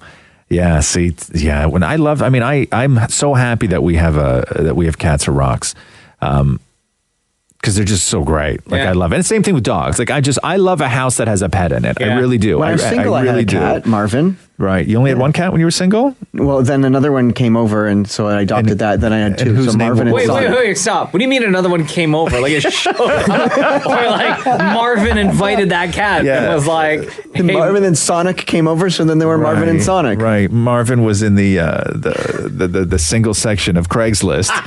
Marvin found Sonic. Yeah. Cat for cat. Cat for cat. Okay. The Roz and Mocha Show podcast. There's something I didn't get to yesterday that I wanted to do. Just bear with me here for 1 second. Okay. Sorry. This better be good. It's not. Don't get your hopes up. Come on, brother. The question was, what's the last thing you look at before you go to sleep? Your significant other or your phone? What is the last thing you look at before you go to sleep? Your significant other or your phone? Yeah, I'd be my wife, kiss her goodnight, and be like, see you tomorrow. Maury? No, it's not Matthew, because I go to bed way earlier than him, and I read. I don't see him at all, because I'll be like, I'm going to read, and he's like, yeah, bye. So what is the last thing you see before you go to sleep? My phone. Your phone? Yeah. And how long are you on your phone while you're in bed? Oh, looking at pictures and stuff. I'd say about like an hour. Which I don't want to know which pictures. Yeah, no need to elaborate. Why don't you do that on the couch when you're with Matthew? That then too. Yeah. Okay, cool, yeah. I imagine you guys just sit there on your phones all the time. Oh, there are times where we're watching a show that we both want to watch, and then he's on his phone, and I'll pause the thing, and it's not 10 minutes till he realizes that the show's paused, I'm like, well, you're not even watching. How about you, Ross? Catherine and I will always kiss before we go to bed, go to sleep, because we go to bed at the same time. And so we will always, even if Roxy's in the bed with us, we'll just like lean over her and just kiss goodnight. So Catherine is the last thing I see before I go to bed. But according to a new survey, 25% of people say that it's their phone, which is not a huge number, 25%. Now, when you start to break this down, the survey also found that 93% of people sleep with their phone within arm's reach. 93% of people. Yeah, that's me. I'm in that 93%. Including, this is the shocker here, because to me, this is a large number of people who do this. Okay. 10% of people who sleep with their phone under their pillow. You know who those people are? People with secrets. Thank you. No, secret keepers. Yeah. I've started putting my phone in the kitchen. Because my doctor says I shouldn't have my phone in the same room where I'm sleeping, or I'm not going to get a good sleep. Head doctor or body doctor? A head doctor. Head doctor. So I've put it in the kitchen. Wait, so you put it in the kitchen? Like I get out of bed, like I'll look at the phone in bed, then I'll get out of bed, put it in the kitchen, then it's not a far distance. Is that also because you have secrets? I can't believe that you're trusting enough to leave your phone in the kitchen with Matthew in the living room. Lock it. Right, fair enough. I'm surprised. Do you think that there's a chance that Matthew has taken your phone into the room while you're sleeping and tried to use your thumb to open your own phone? Probably. No wonder he's always mad at you. Right? But yeah, 10% of people sleep with their phone under their pillow. Yeah, those are people with secrets. Like, you have to have some deep, deep secrets on that phone. On your phone, you would have to have like subfolders and subfolders within subfolders, like buried in your phone. Like, I don't know where you go in a relationship when you're at the point of where you don't trust the person you're with while they're sleeping. Yeah. That is a severe lack of trust. Yeah. When you still carry the not trusting them over to while they're sleeping. Yeah. There's no coming back from that. Because I don't know, even an untrustworthy person is still trustworthy somewhat while they're asleep. Yeah. Maybe they have a terrible dream about you. Yeah. Maybe. But again, is there a difference between trust and what you don't know won't hurt you?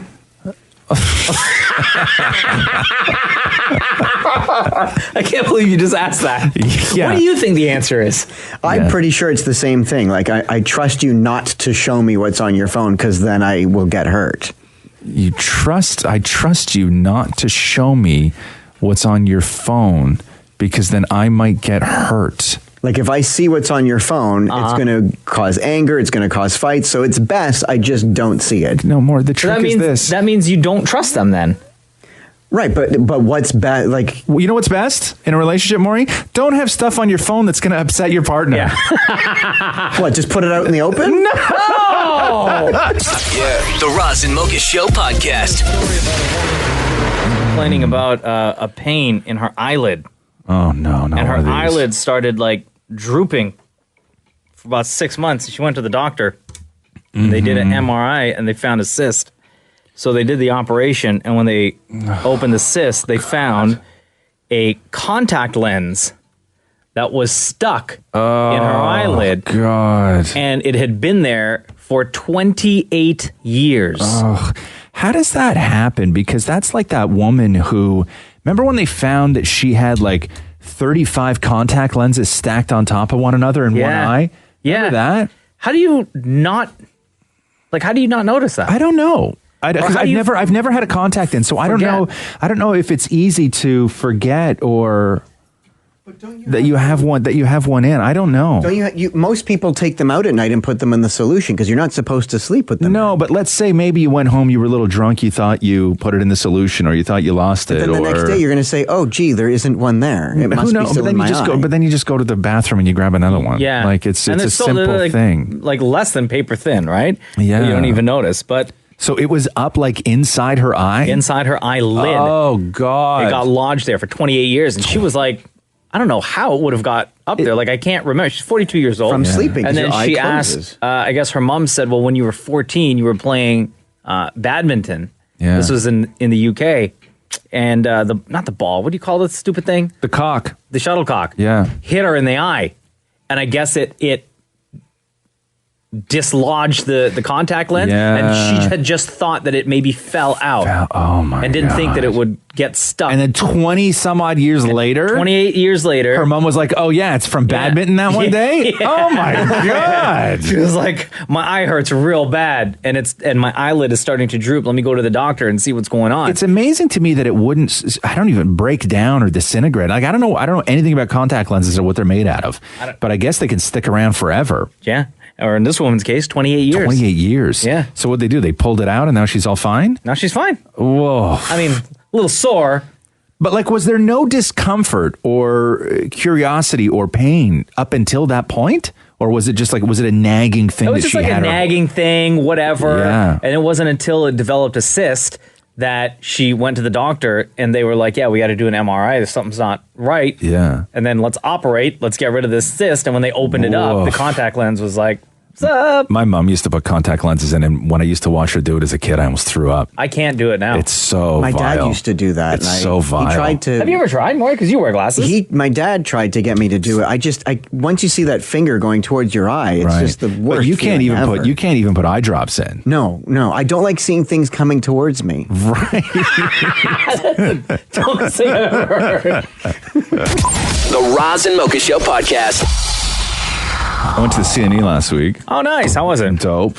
It always is, right? Yeah. But, did you eat stuff? What'd you eat? I didn't have a lot. I had a corn dog, and then I had You put anything on it? mustard, Yeah. and then I had the rest of Roxy's first corn dog, and then I had the rest of First? Roxy's second corn dog. Second. Yeah. So I Now, when Roxy got her second corn dog, yeah. did you also get a second corn dog? No, because I knew I was going to be finishing that one. Gotcha. Right? When Okay. you go to the X with a kid, you're just throwing money. I'm like Mr. Moneybags. You know the thing where he's like got the sack and money's just spilling out of it? Oh, yeah. That's me at the X, right? Like everything is just money everywhere. It's Yeah. like Who wants my money? Who wants my money? Right? Because you can't say no. Yeah. But we're at the age now. So last year and the You guys year play games? before, we do, yeah. nice. And the last couple years, it's been my responsibility, which is an incredible responsibility on a father. And I don't know why this always falls always on the dad.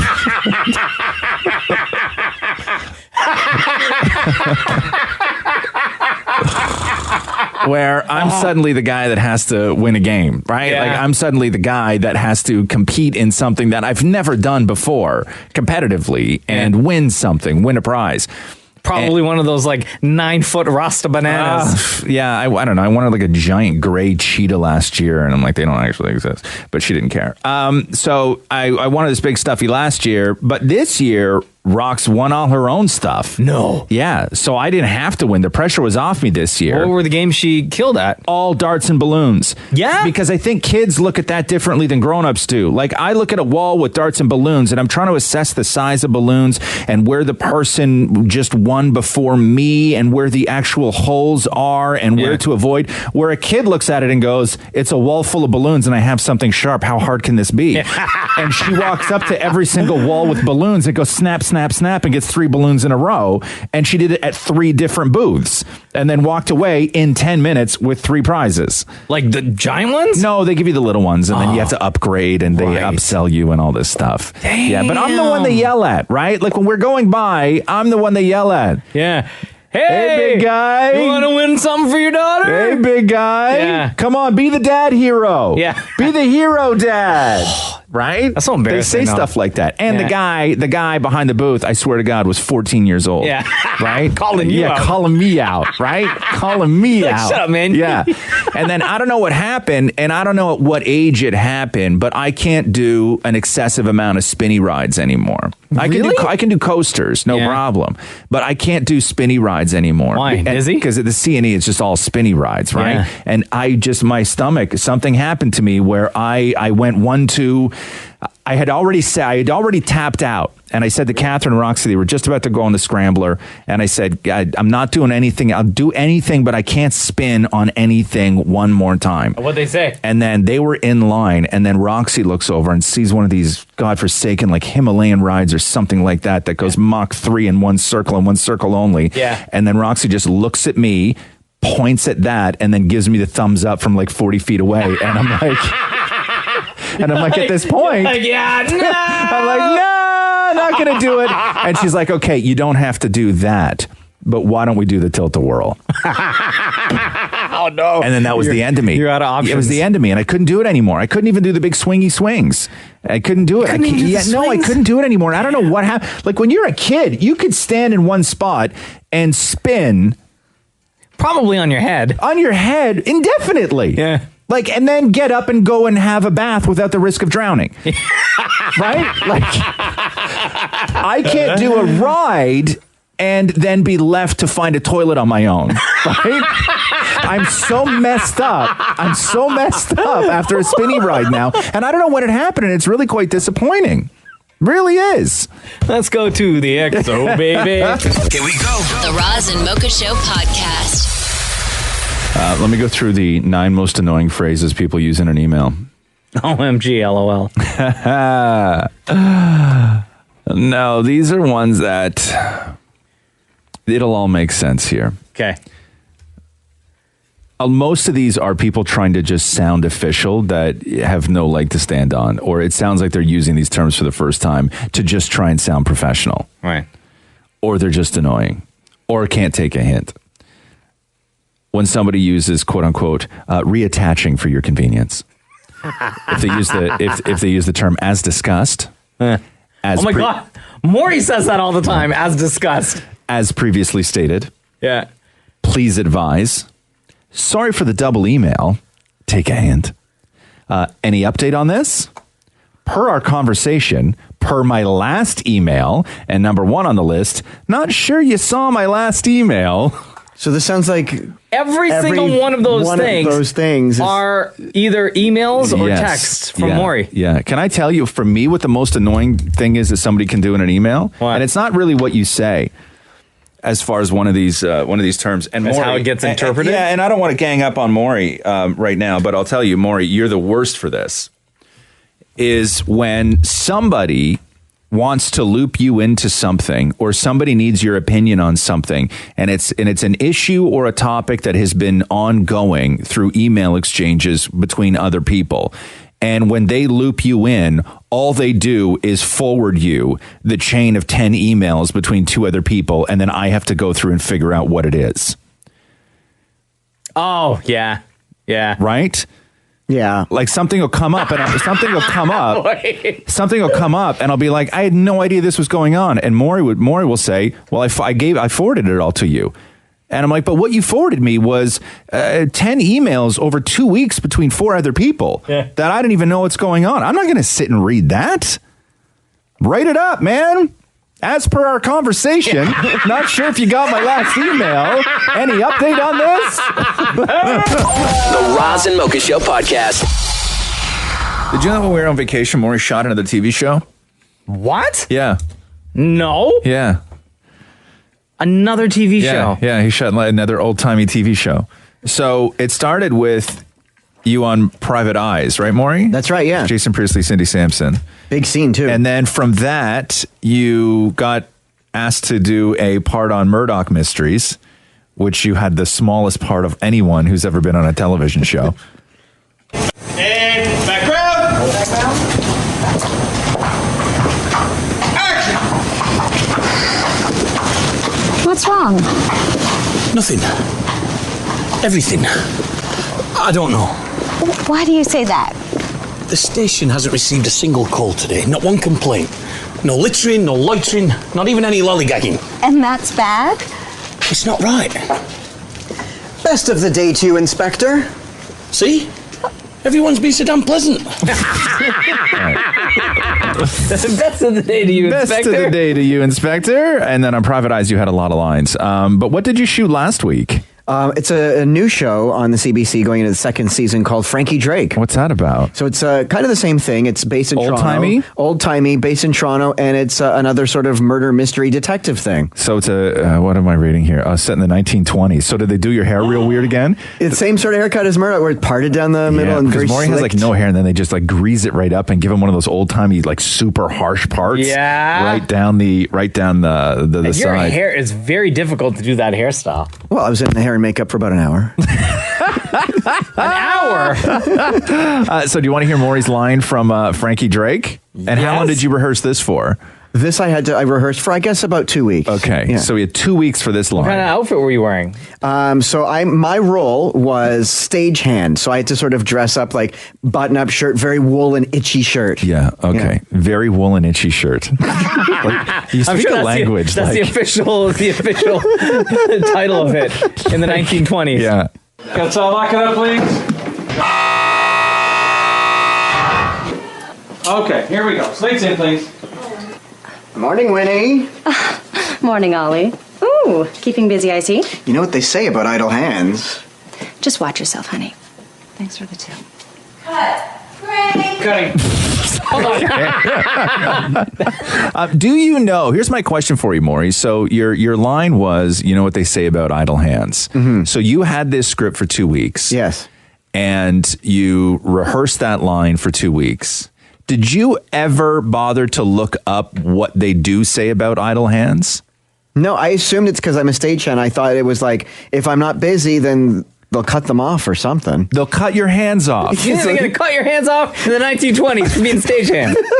So just not it's like, keep them busy. You know what they say? If you're not busy, they cut your hands off. That's what they say. Right? Off go your hands. If I'm not doing anything. Right.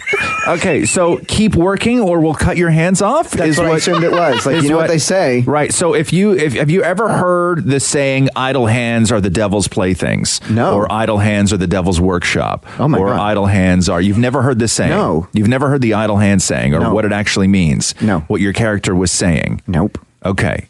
Do you want me to explain it to you? Please. Okay, so you think it's what? Keep working or we'll cut your hands off. Yeah. Right. You ain't using them, you don't need them. If you ain't using them, you don't need them. No, idle hands are the devil's playthings means when a person has nothing to do, that person is more likely to get into mischief. Yeah, you're up to no good. You're up to no good. Having nothing to do is when the bad stuff happens. Boredom creates mischief.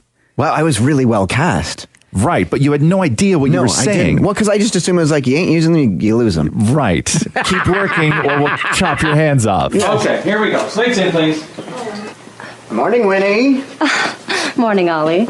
Ooh, keeping busy, I see. You know what they say about idle hands? No, I don't actually, Winnie.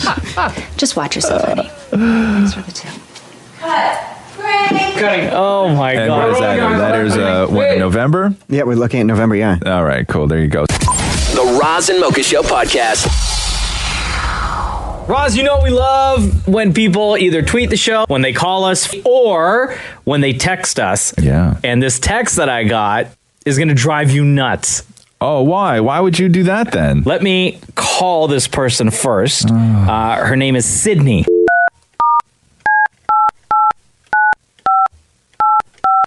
Are we going to get into a fight? I don't want to get into a fight. I don't think so. Okay. Hello? Hey, Sydney, it's Roz and Mocha. What's up? Oh my God. How are you? Are you serious? Yeah. Hang on, Sydney. So we got your text. I didn't read the text to Roz just yet. I wanted to wait till we got you on the phone. Oh my God. So this Friday, Roz, you and I are celebrating our 9-year anniversary together. That's right, yeah. On the Roz and Mocha Show. And Sydney's text reads this. I've been listening to you guys since I was going into grade 3. Oh, shut up. And next Tuesday, I'm going into my senior year of high school. I call all the time, but never get through, but I just wanted to text and say hello. So, Sydney, hello. Hi. Senior year of high school. Wow. That's crazy. Oh my God. I listen to you guys every single morning before I go to school. Oh my God, this is so cool. So what's been going on over the past 9 years? Just dealing with school stuff. Yeah. Are you a good student? I think so. Yeah. I mean, like, yeah. What are your plans after high school? Where do you want to go? College, university, take a year off? What do you plan on doing? I really want to go to university and study psychology. And study psychology. Nice. When you started listening to the show, what was it about the show that you liked? And then what was it about the show that has kept you listening for 9 years? You guys are just so funny. I love how funny you guys are. You make me laugh every morning. Usually I'm not a morning person at all. Right. But I'm always happy when I listen to you guys, and I love you guys. Yeah, I love and hate these calls. The ones that really drive me nuts is when people call up and they're like, man, when I started listening to you guys, I was like a kid. And guess what? Now I'm married with 2 kids. Yeah. I'm like, oh, it just makes you feel so old. Wow. So, Sydney, you started listening when you were in grade 3. Now you're going into your senior year of high school on Tuesday. After 9 years of listening to the Roz and Mocha show, between Roz and Mocha, who's your favorite? I gotta say Mocha. He's my Guyanese buddy. Oh. Great. Sydney, thank you very much for your text this morning. Good luck with college. Hope you don't get in. Yeah, and hey, that's not nice. What? We heard that. No. No, you're going to do fantastic. Enjoy that last year of high school, girl. Thank you. All right, take care, Sydney. Bye. Bye. The Roz and Mocha Show podcast. It's on my anniversary with Catherine. On Friday? Yeah. No. Yeah, well, because we picked an anniversary, right? Yeah. I had to do this because we're not married and we never celebrated any sort of anniversary for years. We never celebrated an anniversary. And it wasn't until maybe 3 years ago that we decided that it would be good to have an anniversary. Because why not? They're fun and you get to celebrate and you get to sort of mark your time together. But we didn't know what we would mark. Like we didn't know what to actually celebrate because there was no day when we could really say that we became official or we. Right. So you had to pick a day. Like we had to pick something. So our anniversary is we celebrate the night we met. Oh, okay. So that's our anniversary because I fell in love with her right away anyway. But that's our anniversary is our I'm anniversary. I'm going to share my anniversary with you. Yes. With Catherine? Yes. Yeah. I don't know if I like this. Sorry, but it happened before. It's not like it happened after. I met her before I met you. Like Catherine and I started working together before we did. Know what I'm saying? Hey, man, don't worry, she's out of town. She's not listening to this. She can't hear this. You can't hear this, girl. No, so we celebrate the night that we met, but then I had to find out what night we met. Yeah. And we met at a party years ago, and I had to go and track down. And I had to go on your MySpace I had to account? go and track down the guy who promoted the party that night. God, and weird. I found him on social media, and I was like, "Hey, by the way, do you remember like 12 years ago you threw this bash?"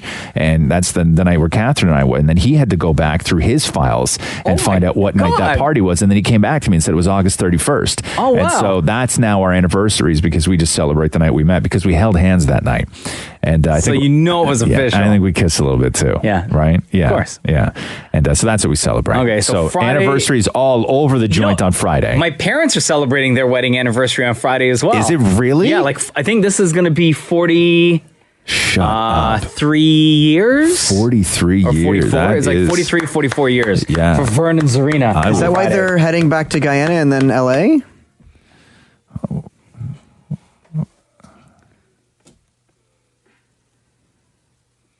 Yeah.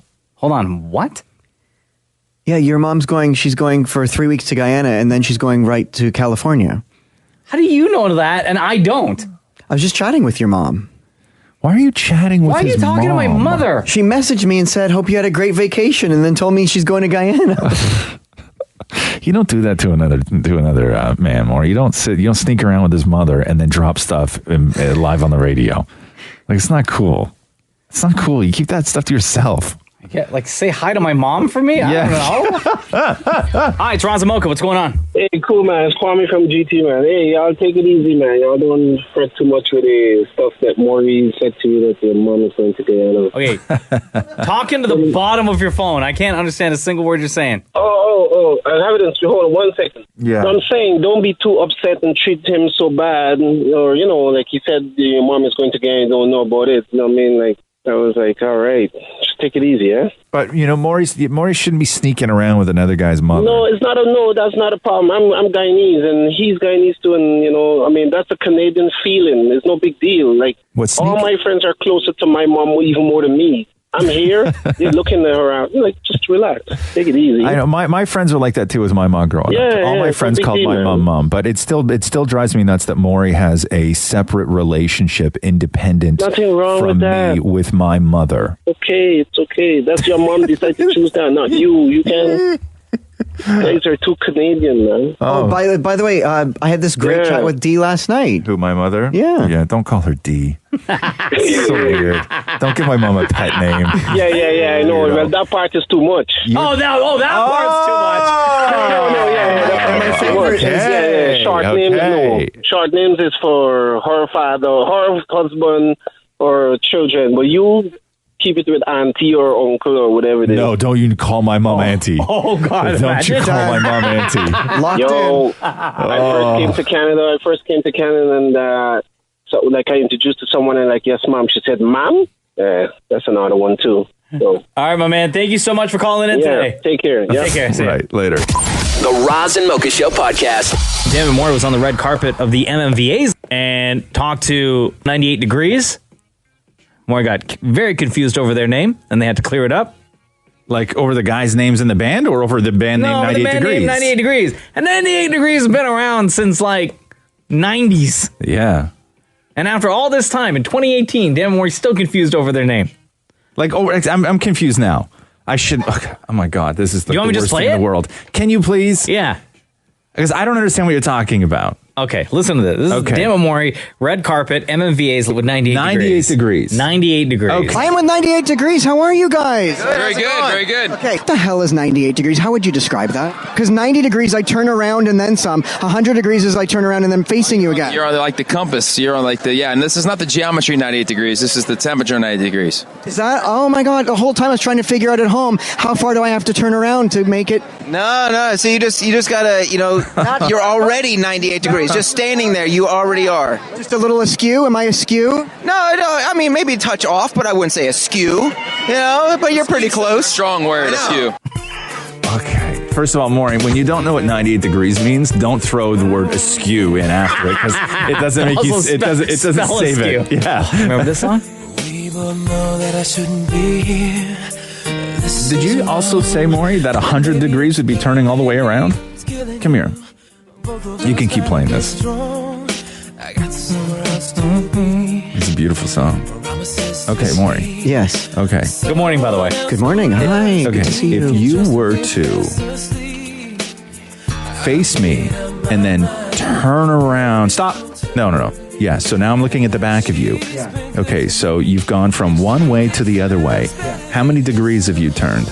90 degrees. 90 degrees. Yeah. Okay. Horizontal, vertical. Okay. Yeah. Now, if you turn all the way around, how many degrees have you turned? 100 degrees. 100 degrees. It just seems as though the last half is less. Because this is 90, and then that's just 10. So all the work to turning a full circle happens in the first half. Really? And the back half, you're just sort of riding the momentum. Like, let's just finish this off. Okay, so turning halfway around is 90 degrees. Yeah.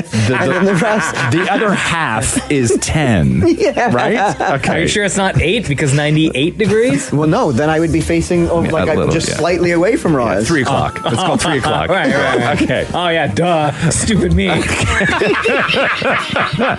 Have you ever heard the term somebody's doing a 360? Yeah. And what is that? What happens when somebody does a 360? They spin around. Right. Interesting. Huh? So is that a full turn? Is Are it? you sure it's they spin around or they're rolling? The 360 would be Are they tumbling? 360 degrees around the sun. Like fully around the sun. Right. Only the sun? Only, yeah, just the sun. Nothing else. Nothing else has the capability of going 360. Are you sure that's not like the max temperature of the sun? So full circle's 360. I don't know if anybody could be owned more right now than you thinking turning all the way around is 100 degrees while listening to 98 degrees. I don't know.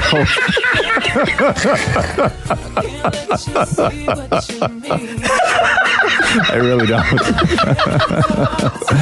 Oh, God, it's good to be back, huh? Here we go. The Roz and Mocha Show podcast. MMVAs went down last night. Damnit Maurie was there.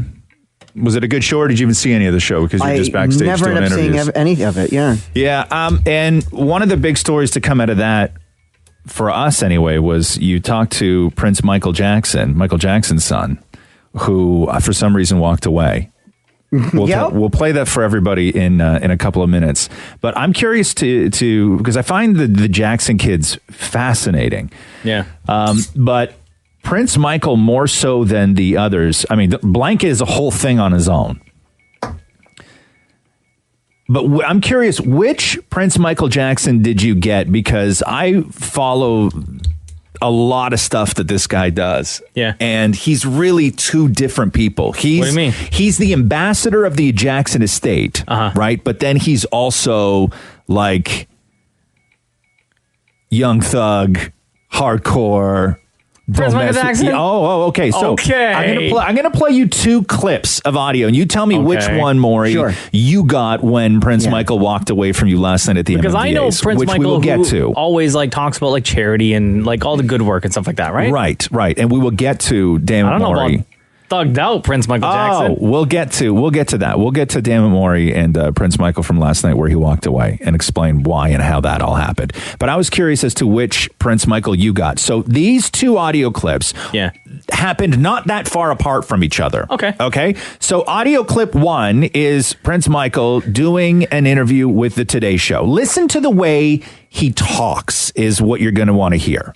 Well, my dad always taught me to lead by example, so I hope that I can set a good example that you can have fun by helping other people and you can make a change just by doing that, so encouraging other people to do the same.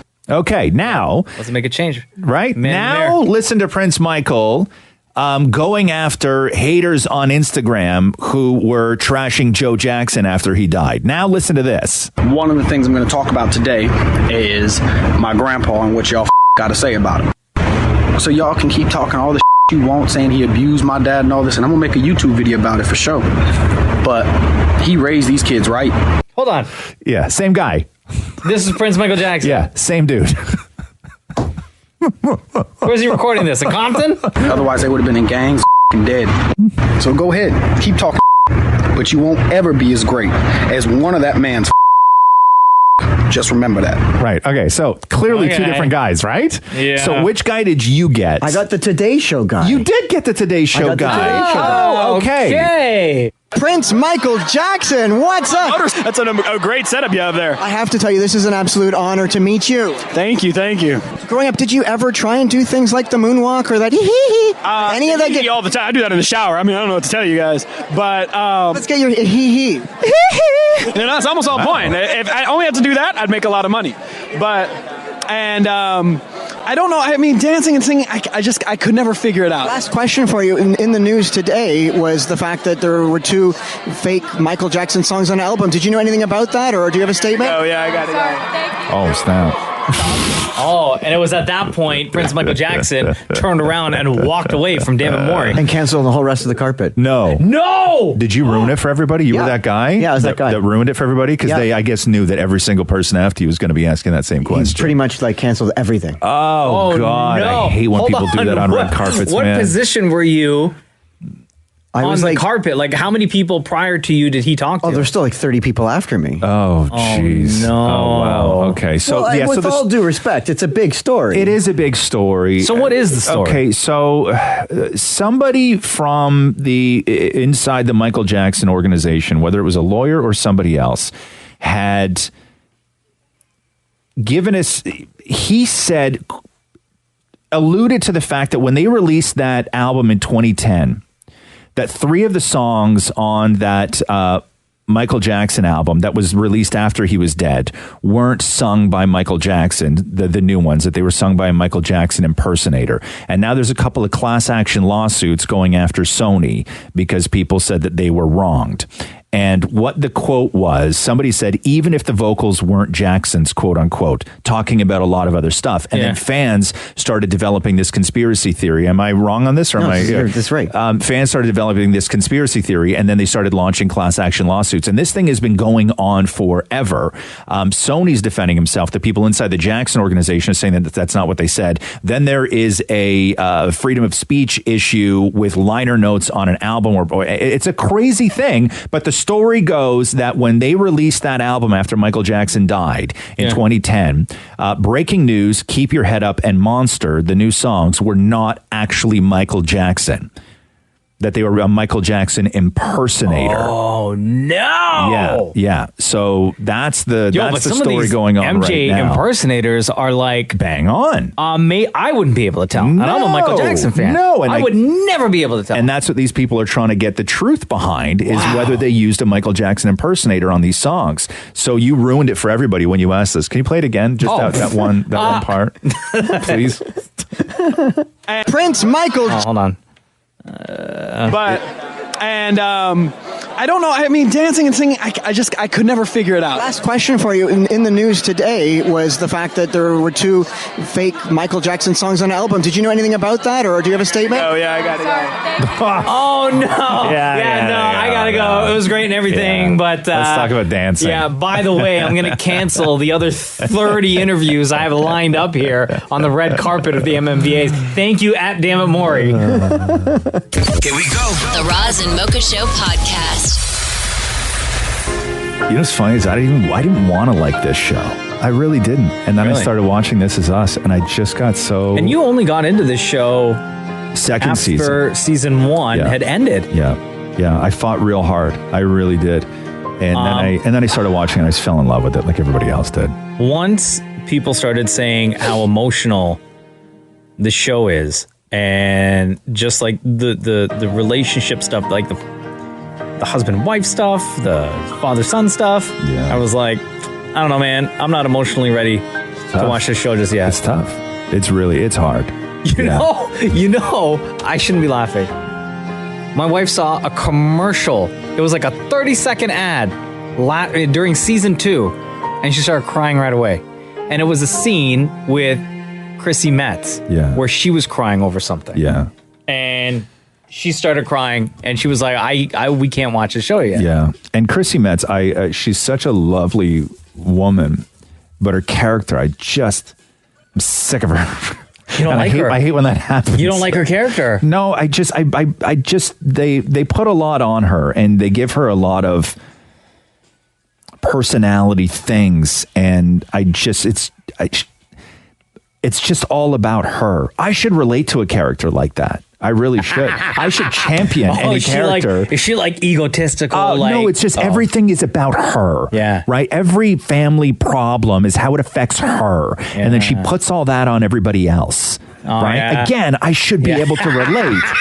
And I should be this champion, but I'm just not. And it's one of those things where, you really, really dig the person, but their character is just so annoying. Chrissy Metz was on the red carpet of the MMVAs, as was Damnit Maurie, so he got a chance to talk to her. And I had no idea that they're going into their last season of the series. I guess they're ending it? Are they ending it? Yeah, this is the last... No. I'm pretty sure. This is a golden goose. No, I'm pretty sure this is the very last season of the series, because somebody else right before Maurie asked was saying, hey, how's the series going to end? Unless that person made a mistake. Oh, what's that, Maurie? I don't understand what you're talking about. You're giving me a thumbs up or shaking your head no. Man. Yeah, it's ending after season 3. Yeah. Oh, the whole show, the thing is ending after season 3?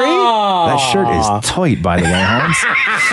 Okay, let's go for this. Oh my God, Chrissy Metz! Chrissy Metz! And you never again! Probably not. Can I please start off this interview with a hug? Sure. No. Now, if you could tell us something, the super fans like us, the This Is Users. By the way, just came up with that. Oh, the This Is Users. That's mine. Okay, if you could say something to prep us for season 3, what would you say? What would you tell us? Well, it's very unpredictable. It's, of course, in the true This Is Us fashion, it's going to be very emotional.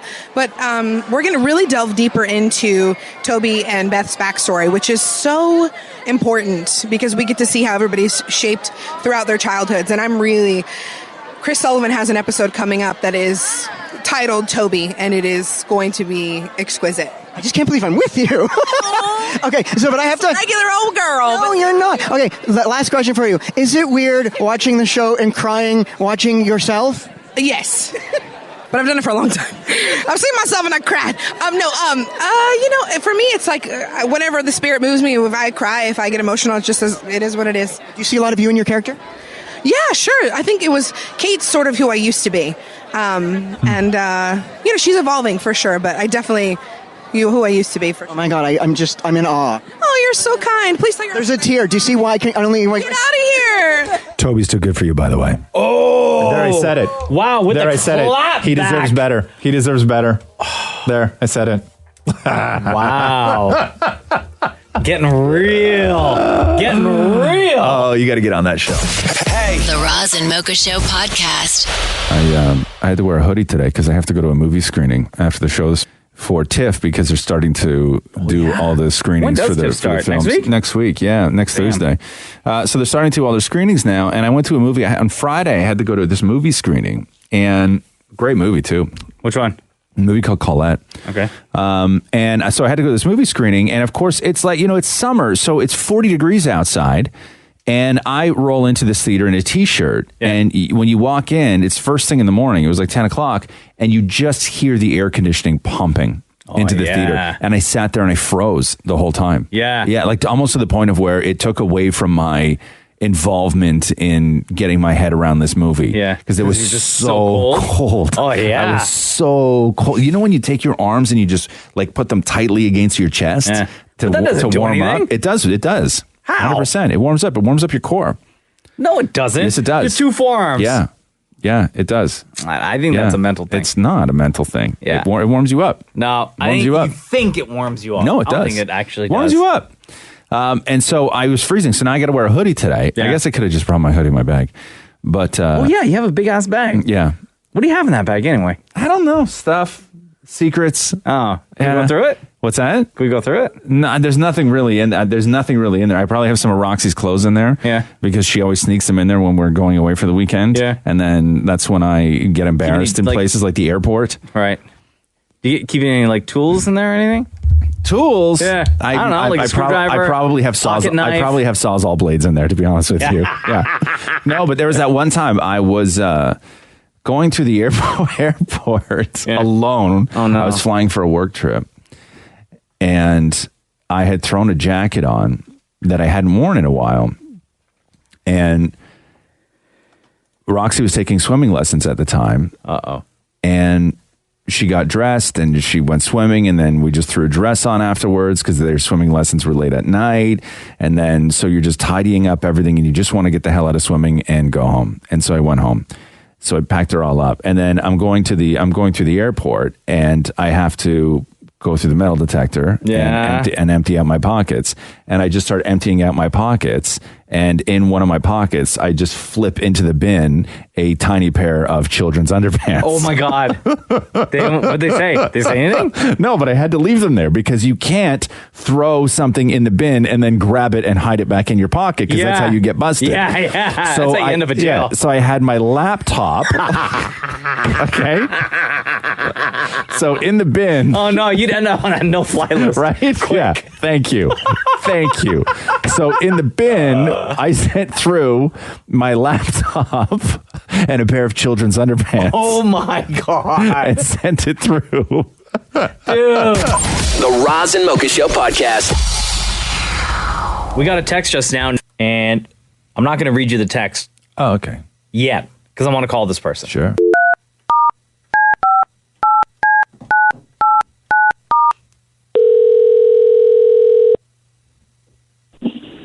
Hello? Hey, it's Roz Mocha from Kiss 92.5. How are you? Oh, no way. All right, first of all, what's your name? Ryan. Ryan. Okay, so Roz, Ryan texted just now. Yeah. And said, 3 years I've been listening to this show. By the way, Ryan, thank you for listening for 3 years.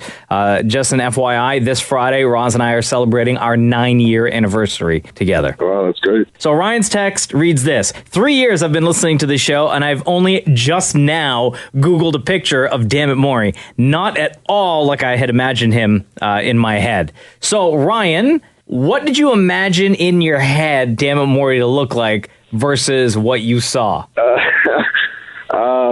I was surprised that he's a handsome guy. What? Yeah. I think he's a good, much better than he portrays on the show. Anyways. So what, you say that Maurie downplays his good looks? Yeah. So I don't know. He always talks about being overweight and whatever. And I'll tell you, the moment that it went from bad to like this image in my head to really, really bad, was when he was talking about picking his nose and wiping it in his underwear. Right. Yeah, that's so disgusting. That's the moment where this image of him turned into like this just, and I'm going to apologize in advance, Maurie, but this disgusting, I don't know. Did you picture Damnit Maurie to be like a tall guy, a short guy, heavier? Like shorter, heavier, Shorter? There's a picture that is on and it was always, for years, it was the number one picture if you Google Damnit Maurie that came up. And one time on the show, we had Maurie try and crush a watermelon with his thighs. And so it's a picture of Maurie in a Speedo lying on plastic trying to crush a watermelon with his thighs. And that was like the number one picture that came up anytime somebody looked up Maurie. That's not what you saw, right? No, the first picture I saw was the wedding pictures, actually, of him and Matthew. Oh, those are heavily photoshopped, and Maurie starved himself for a month. Okay, there you go. Maurie could barely walk down that path to get married because he was so deprived of all nutrients. I look at that picture. Great. I'll tell you, I look at that picture of Maurie on his wedding, and it doesn't even look like Maurie. Yeah, no, totally. Come in here, Maurie. Like, when you see that picture of yourself, does it look like somebody else? Because that picture, specifically your wedding photos, look nothing like you. Well, it's freaky because there's a massive picture of that wedding photo in front of our bed, on wood. Weird. And I look at that lying in bed going, who'd Matthew marry? Right, yeah. Because, and people have said I look like Obama in that picture.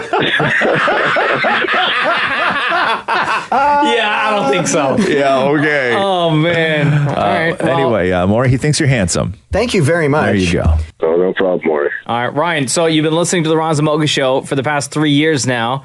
Between Roz and Mocha, who's your favorite? Oh, man. I got to go with Roz.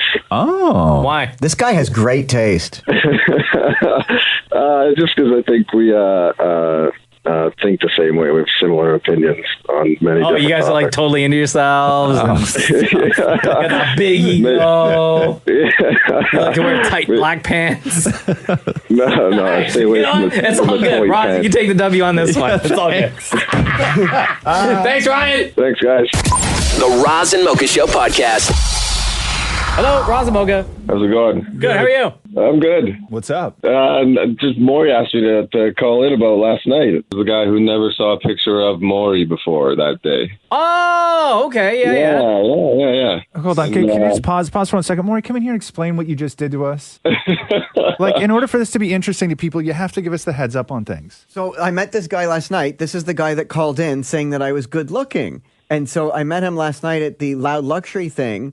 And he came up to me and he says that I was actually good looking in person too. Okay, so tell us that before you just don't. I don't remember figure these this things. out. Yelled from the other room. Hey, just telephone call. Did Maurie just call you? No, we were texting this morning a little bit. So you're texting the guy. Hold on. You set this whole thing up. Why don't you tell us what's going on? It slipped my mind. What do you mean it slipped your mind? How did it slip your mind when he just called now and said who he was? You know what all of this headache, let me tell you what all of this is for. All of this headache, all of this nonsense is just so somebody can say on the radio that they think Maurie's good looking, right? Absolutely. Right, yes. So you met Maurie in person? Yeah. You think he's good looking? Well, he doesn't look anything like his wedding photos, that's for sure. Right, because he starved himself for 2 months before his wedding photos. Did you know that right before you met Damnit Maurie last night at the Thompson Hotel, he had a big bowl of mac and cheese? I did not know that. Not just any mac and cheese, Mocha. Crab mac and cheese. Right. Oh, God. So if he looks sweaty, that's why. I saw a picture of you from last night. You looked real sweaty at that show. Sweaty and bloated and tired.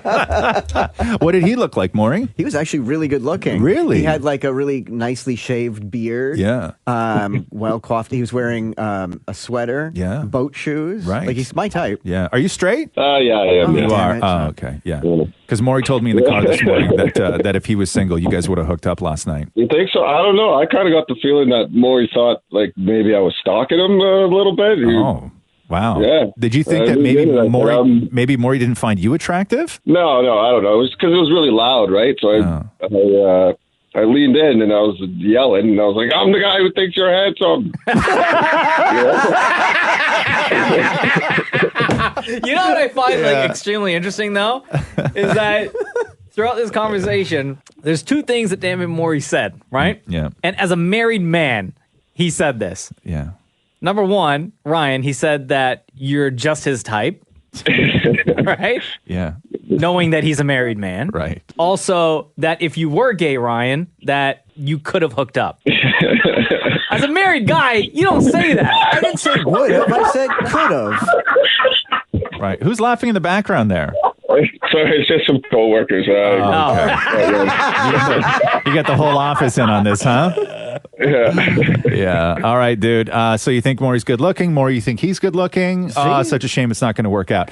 Anyway, for all the reasons. One, you're not gay. Two, Maurie's married. Right? Like the big reasons. The big ones, not the little ones. The big reasons is why this is not going to work out. Yeah. Okay. Thanks for hanging out with us, bro. Yeah. Thanks a lot, guys. Right on, man. Later, dude. The Roz and Mocha Show podcast. I love Fan Expo, man. Oh, I know. Nerd Central. Oh. I like Fan Expo because it's not just the sort of hero comic-y world. They pump Fan Expo full of nostalgia, which I really love. I remember years ago, I moderated a panel with Jason Priestley and Luke Perry, and we got to talk for like 2 hours of just 90210. Oh, so good. Right? And then the big nostalgia number happening this year at Fan Expo is like no other. Yeah, Back to the Future. The cast of Back to the Future will be on a panel tomorrow night. And it's legit like Tom Wilson, a.k.a. Biff. Yep. Leah Thompson, a.k.a. Lorraine. Michael J. Fox, Marty McFly. Yep. And the guy we have on the phone with us right now, Doc Brown, Christopher Lloyd. 1.21 gigawatts!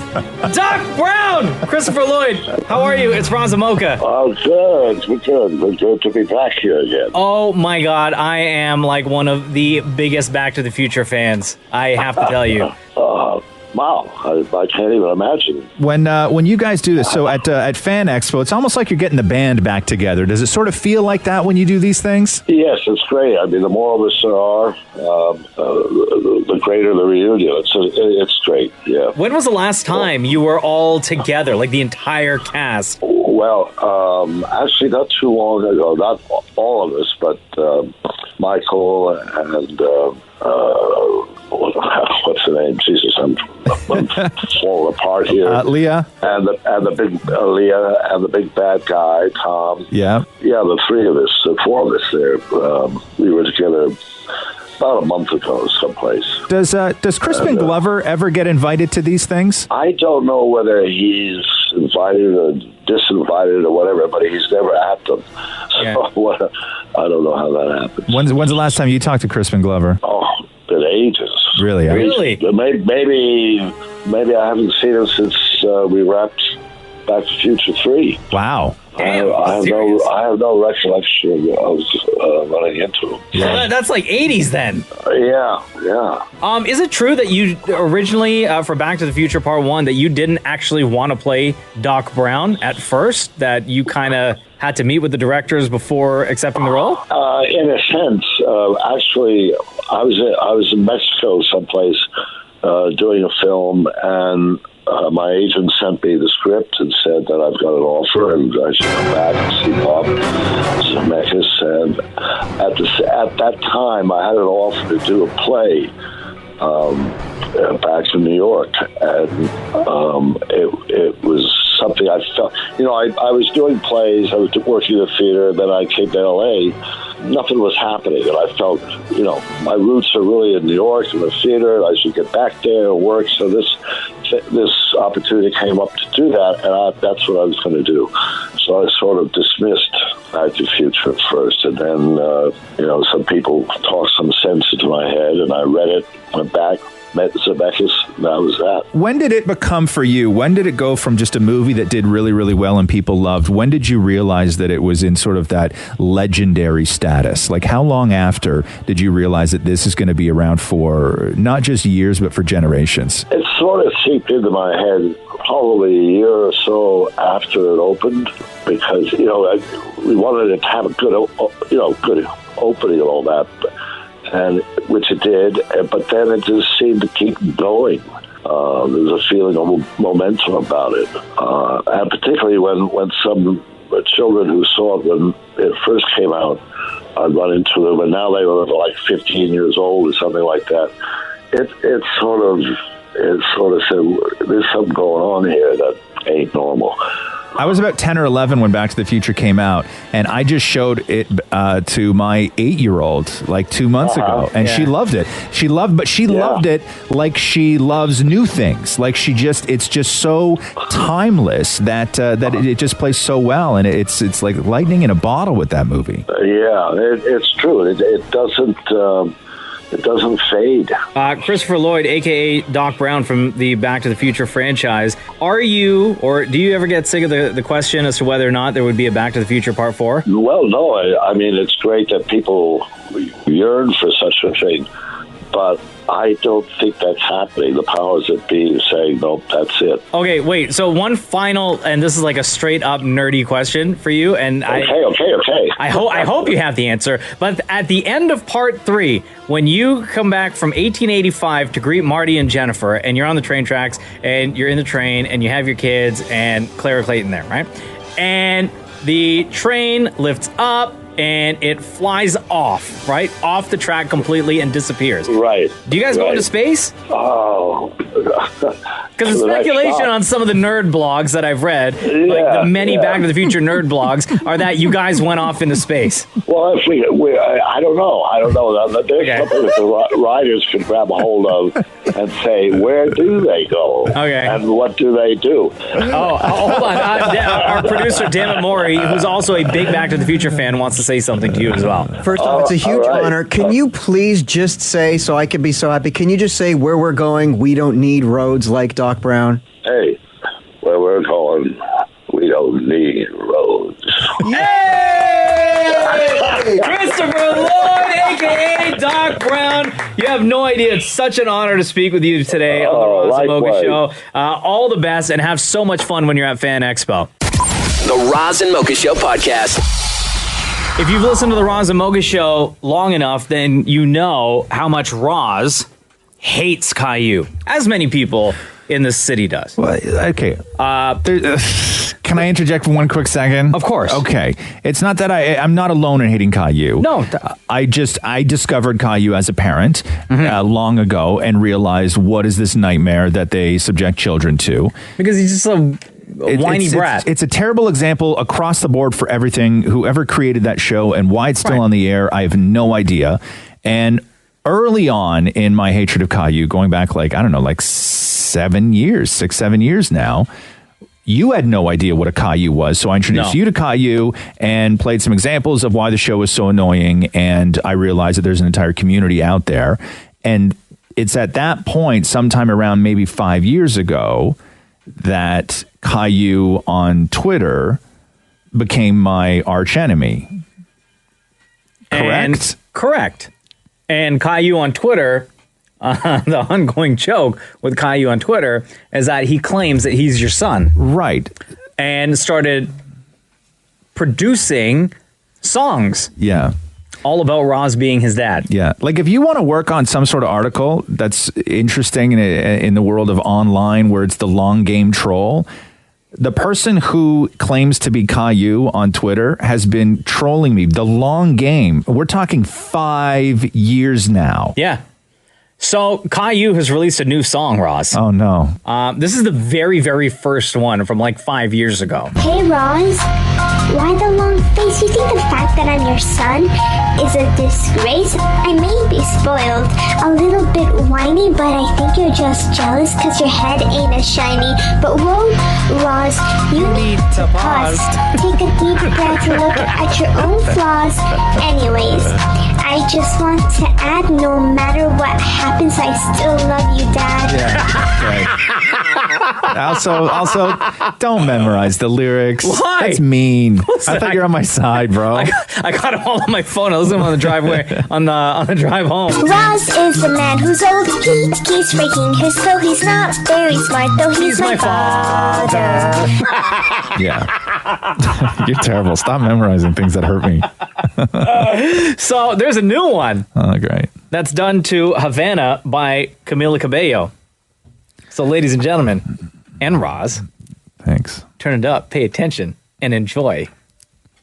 My daddy, ooh-na-na. Half of my genes are from that body, my papa. That stupid loser from the short trap, Canada. Wow. That scary old man is my daddy. Roz Weston is my daddy. My daddy, ooh-na-na. He didn't want the secret to be proven. That I'm his son, Kai. Said I'm his child, that's undisputed.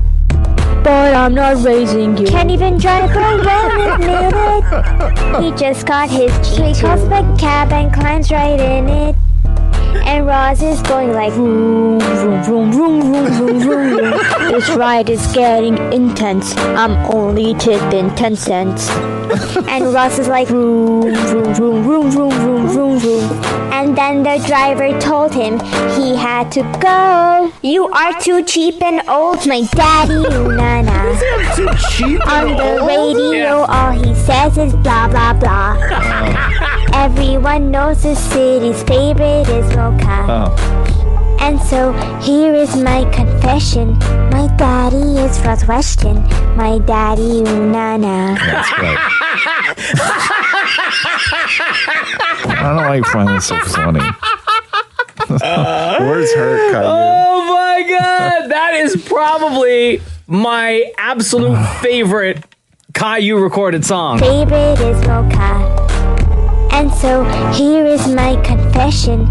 My daddy is Roz Weston. My daddy, ooh-na-na. Yes! The Roz and Mocha Show podcast. Dude, I love when we get texts to the show. It starts with, Dear Roz and Mocha, help me settle this argument. Oh, no. I'm going to call this person. Okay. Before I continue the sentence.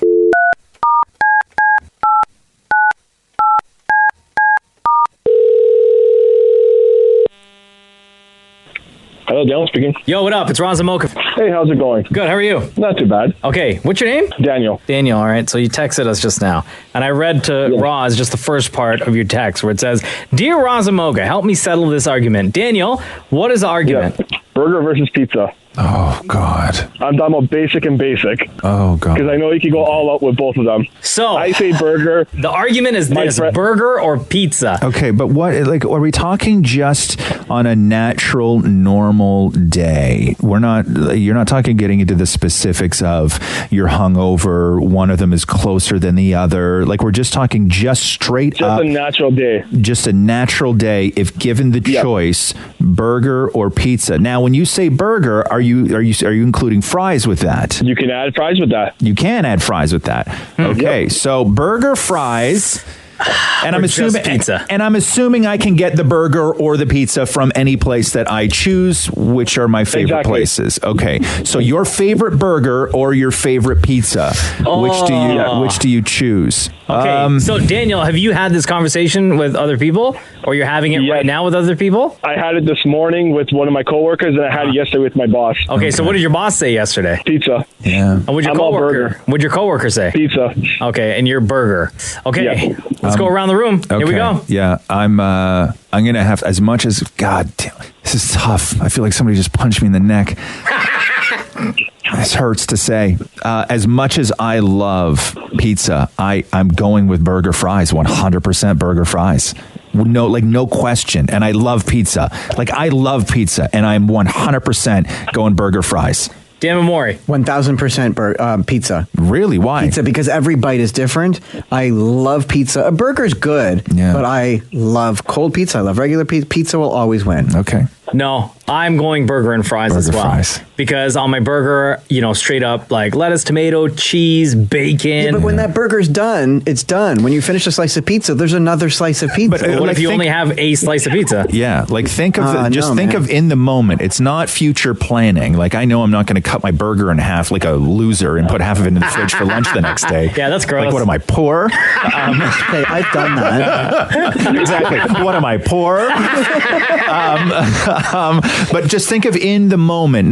Don't forward think of like I can put half of it in the fridge for the next day. Just in the moment. It's still pizza. It's still pizza. Love a slice of pizza. No way. Yeah. Burger and fries all the way. All the way. Double patty too, by the way. Oh, double thin patty with melted cheese in the middle and on top. This is why Kit Thank You is the best. Yeah. We're both burger fries. Damnit Maurie's pizza. He doesn't count. No, you're right. Wow. Damn.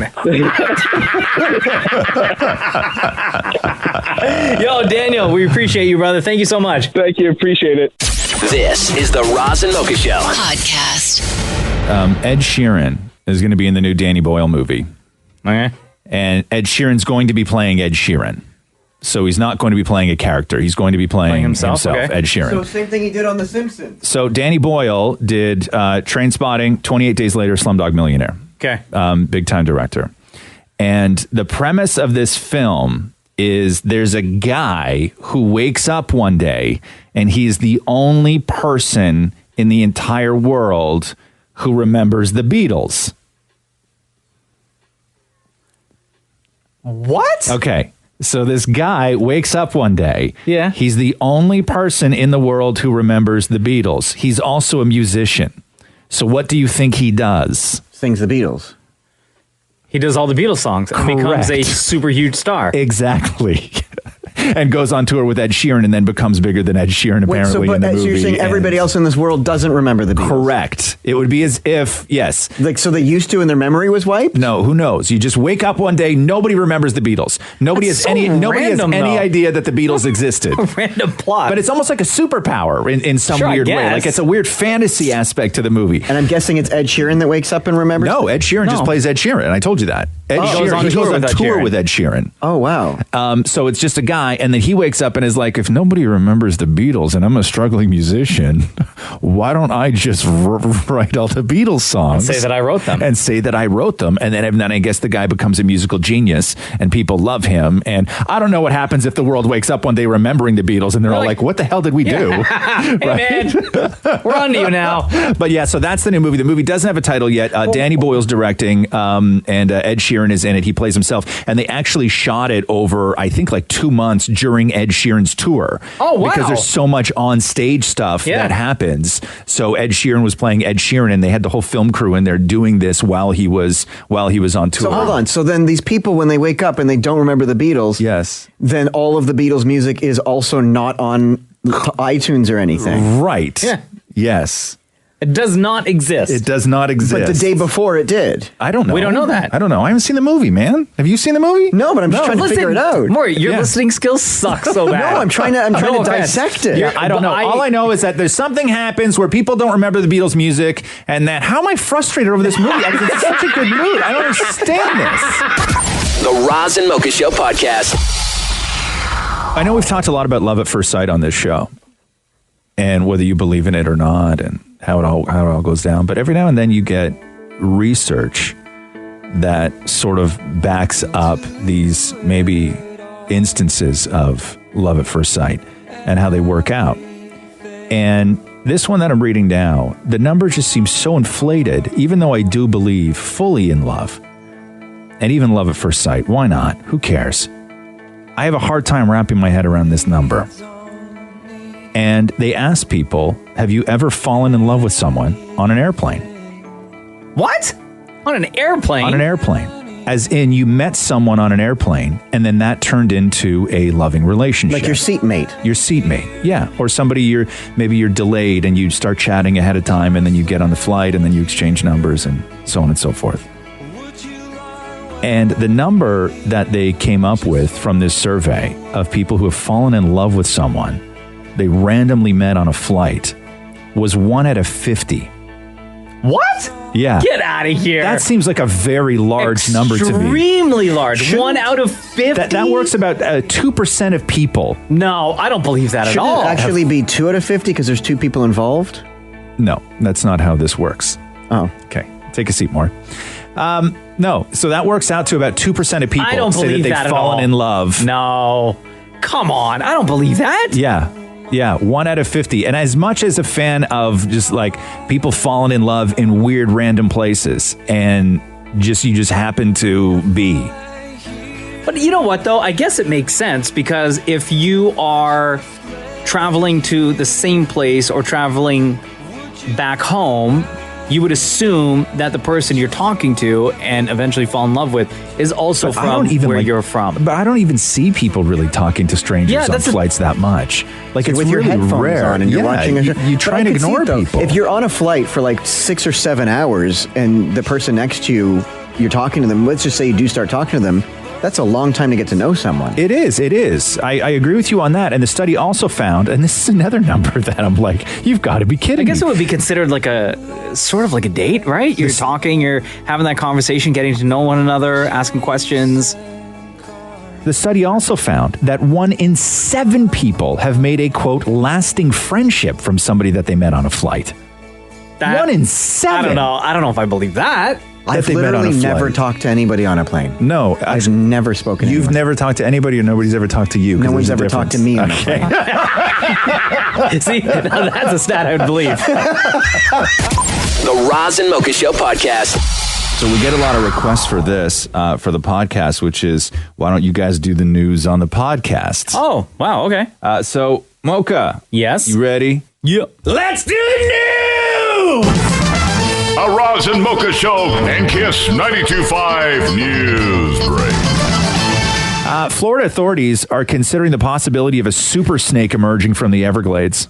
A what? Yeah, a genetic study published yesterday raised the question on whether or not a super snake could emerge out of the Florida Everglades after it was revealed that a small number of Burmese and Indian pythons have been breeding. Experts examined the tails of 400 captured snakes from South Florida and found that 13 had some genetic indicators that point to Indian pythons. Tens of thousands of pythons are estimated to be slithering through the Everglades right now. And scientists say the giant snakes, which can grow to be 20 feet or longer, they have eliminated 99% of the native mammals in the Everglades, which has decimated food sources for other predators like panthers and alligators. So the snakes are eating everything. And so now they're fearing that the snakes may move north. Because they can adapt better than alligators can. Snakes. Yeah, giant snakes. Like Anaconda. Remember that movie Anaconda? Yes, that's what they're saying. Man. You ever wonder how much some of the highest paid stars in Hollywood make per hour? So we all know guys like The Rock and Clooney and whoever. We all know they make a ton of money. So in a new report from Business Insider, they calculated celebrities' hourly rates using the best available annual earnings and their net worth information for each person based on the Forbes estimate. So at the top of the list is George Clooney. So I'll give you some of the lower ones here. Beyonce. Oh, God. They say that Beyonce makes $6,849 an hour. Okay. LeBron James makes $9,760. Taylor Swift $9,132. Dwayne "The Rock" Johnson makes $14,155 an hour. Get out of here. Yep. Kylie Jenner, $19,006 an hour. Oh, my God. Maury, $19,006 an hour. Then you get to the top of the list. George Clooney. Yeah. Every 60 minutes, George Clooney, based on his income. Every 60 minutes, George Clooney makes $27,283. Oh, my God.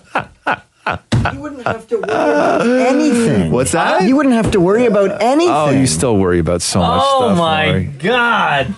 KFC will give you $11,000 if you have a child born on September 9th and name him Harland. Why? Because Harland was Colonel Sanders' first name. No, it wasn't. Yeah. Yeah, Harlan Sanders. Harlan Sanders. Yeah? Yeah. And September 9th is Colonel Sanders' birthday. Okay. And they'll give you $11,000 because of the 11 herbs and spices. So name your kid Harlan, then change your kid's name. Yeah, I think there's rules to that because it's not $11,000 cash. It's $11,000 for a scholarship. Oh. So I thought you were going to say $11,000 in KFC. That's a lot. That is a lot. That's a lot of KFC. That is a lot of KFC. That is a lot of KFC. You get one gift card that's loaded with $11,000. You would have to move every day for a year in order for you and your friends to all eat that much KFC. Why is that? Why when we move, when you're all sitting in a living room full of boxes, do you always order KFC? Why is that the number one choice on moving day? Is KFC. Experts claim that people over the age of 40 should not work more than 40 hours per week. What? Okay, so let me do this here. A study published out of Australia has shown that those over the age of 40 perform best when they work 3 days per week. The study involved 3,500 Australian women and 3,000 Australian men. Researchers concluded that the cognitive performance of the participants improved when they worked 25 hours per week, but the performance 25? reduced when they worked 55 hours per week because of stress and fatigue. So I know what you're saying. Why work at all, right? Well, they did figure working 40 hours a week, which is a full-time job, is actually more effective at maintaining optimal cognitive functioning than no work at all. Meaning there's a sweet spot in there to working. Yeah. And if you're over 40, that sweet spot is not 40 hours a week. It's 3 days a week. That's that sweet spot for peak performance. If you had to pick 3 days to work, what would those days be? Would you do 3 consecutive? Would you do 1 break, 2 consecutive? There's only one answer. Would you do 2 break, 1 break? No, there's only one answer, which is Tuesday, Wednesday, Thursday. I agree. Yeah. That's what I was going to say. Tuesday, Wednesday, Thursday. Yeah. Now, I would change that. I may change that. Let me throw something at you here about a 3-day work week. Okay. Let me throw Monday, Tuesday, Wednesday at you. Why? Because the majority of time that there's a natural holiday, it falls on a Monday. Oh, true. Say, fam. Good one. Right? Okay. So but I'm not included in that group. I'm not in that 40-year-old group yet. But then you're throwing away Good Friday. What do you mean? Because you already have Friday off, so it seems like a waste. Yeah, but nobody wants to work a Friday. If you had to work 3 days a week, who's going to work Wednesday, Thursday, Friday? Yeah. But then you still have Saturday, Sunday, Monday, Tuesday, Wednesday. No. You want Thursday, Friday, Saturday, because majority of the long weekends, it's always a Monday that's off. Yes. It's very rare. I think it's only Good Friday where you get that I think Friday it might off. only be Good Friday. Yeah. So anyway, so there's that. Okay. I just read something on Reddit that says if you start counting from 0 to either positive or negative numbers, your lips won't touch till you reach 1 million. What? If you start counting from 0, just start counting from 0. Okay, 0, 1, 2, 3, 4, 5, 6. Yes. Okay, your lips won't touch until you get to 1 million. 999,999. 1 million. Oh yeah. Is it because of the M? Yes, it is, Maury. It's because of the M. But yeah, your lips will not touch till you get to 1 million. But what about? Hold on, that's not true. What about the number 10? It comes right after 9. 9. The Farmer's Almanac says that Canada is in for a very, very cold winter. Oh, you don't want to hear me say that right now. They say they predict cold, really cold for Atlantic Canada and Quebec, quote, biting cold for Ontario, and teeth-chattering cold across the prairies, and BC should have normal temperatures. Average snowfall is expected in the prairies, with Ontario and Quebec seeing slightly more than normal levels. Come on, man. Roz and Mocha Q&A. Ask Roz and Mocha, a podcast exclusive. Every week we get all this stuff from IG, from Instagram. We'll put up a picture, and you guys get to ask your questions, and then we do our best to answer them on the Ask Roz and Mocha's part of the podcast, which is this right now. And we always love having somebody who listens to the show and the podcast on with us during the podcast to ask their question live. So, Caitlin, are you there? Yes, I am. What is your question for us, Caitlin? My question is, what is one piece of advice wish you were given at the age of 20 that would have really helped you? Why at the age of 20? How old are you now? 20. What are you doing right now? My advice to you is just stand still and have a conversation. I can't. I'm at work. I work on an assembly line. Are you on an assembly line right now? Oh, my God. Yeah. Where at? Okay. What do you do for a living? The Brampton Chrysler Assembly Plant. Okay. Oh. And you can't take like your coffee break or something like that? Aren't you union? No, yeah, we're union, but we get 10-minute breaks every 2 hours. So. Okay. Well, what are you assembling right now? Jesus. We're doing cars, so we make Dodge Challengers, Chargers, and 300s. Oh, damn. Okay. So what's in front of you on the assembly line right now? Like, what are you in charge of? I'm currently sitting in the back of a Dodge Challenger, about to secure the back seatbelt for you guys. Wow, there you Whoever go. buys this car. So why are you so keen on finding advice? Are you feeling a little lost turning 21 or? Yeah, I'm not a school person. I don't enjoy school. It's not for me to sit in the class, and I just feel like I don't know where my life is going without school, and I'm just working, and I don't know what there is for me to do. I haven't figured out my passion yet, so I'm just kind of a little go with the flow of things, just need a little bit of guidance. Here's what I'll say, Kayla. How are you with money? Oh, I'm terrible. You are? It's not good, yeah. So it wasn't until like way later in life that I learned this. And my dad's an accountant, right? So my dad would always, even when I was a kid, like always preach about the importance of managing your money and know how to treat your money, really, right? And I used to always just like kind of blow that off as just dad advice, right? Not realizing the importance. So if there's anything that I could tell you that like I wish I paid attention to my dad when I was way younger, is to how to properly plan for your future and learn how to manage your money, because that would save your ass in the long run. Yeah. That makes sense. Geez, I have so much advice for somebody who's 20. Like, I'll say, don't listen to anybody who says that you shouldn't drink alone.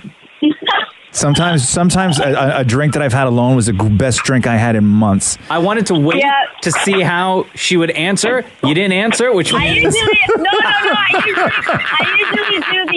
the classic full send of a Corona. There you go. So, I'll also say learn to cook, and learn to cook the food that you use for comfort. So if you like pizza, if you like burgers, if you like greasy food, don't order it. Learn to cook it yourself, and like learn how to make a pizza.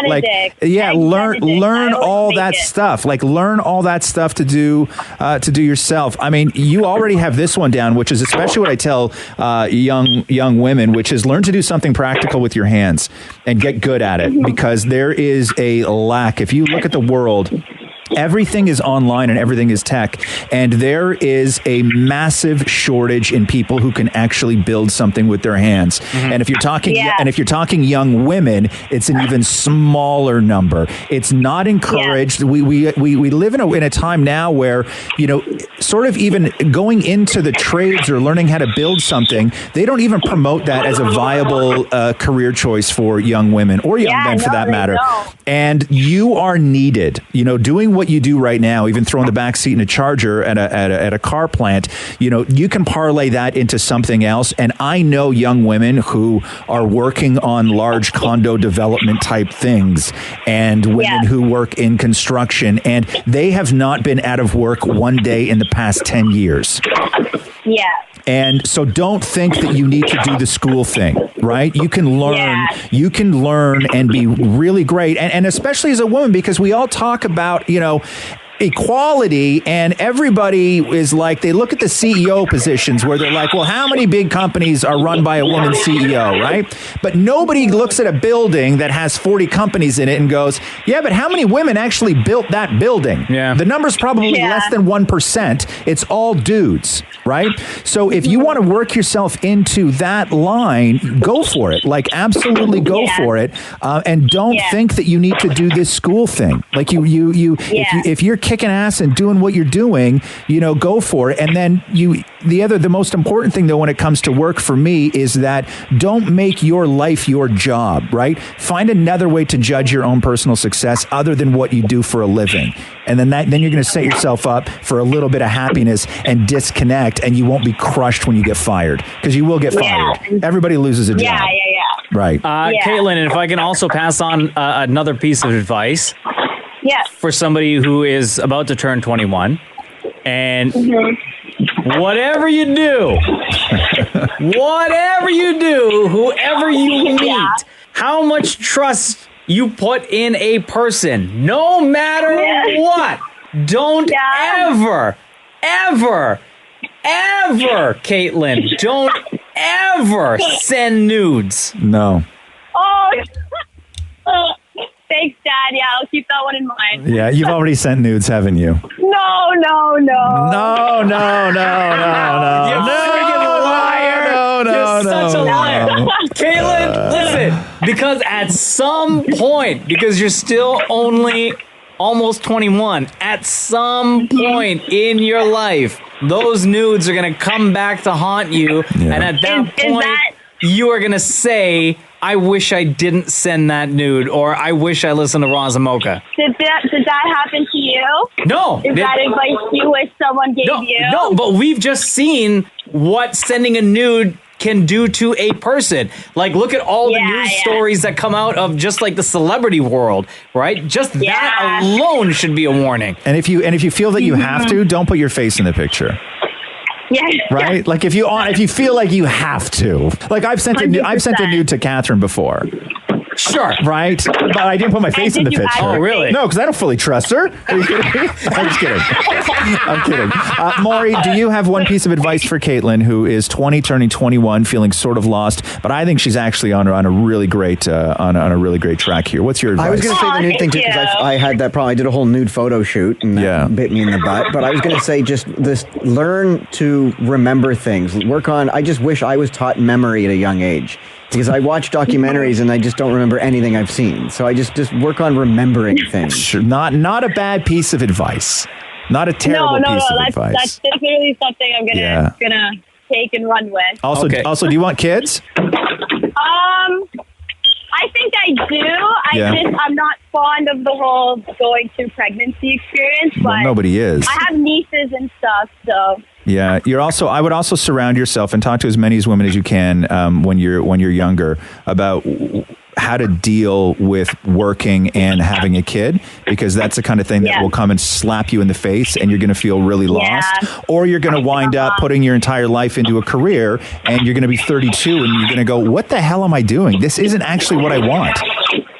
I want a family. And I would have skipped out on everything. And you would have skipped out on everything. So have those conversations. Have those conversations while you're still young. Mm-hmm. Right. And remember, don't listen to people that say don't drink alone. I will not. Okay. I promise.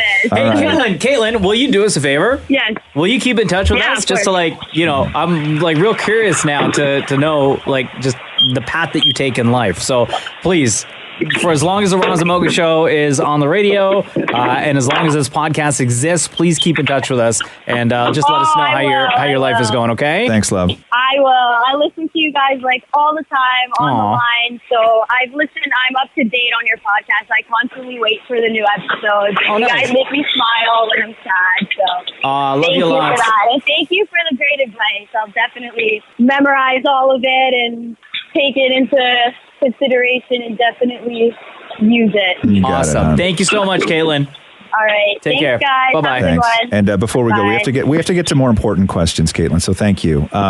Next question is Mocha. Yes. Oh man, this is deep. I don't even know if we have enough time to get into this.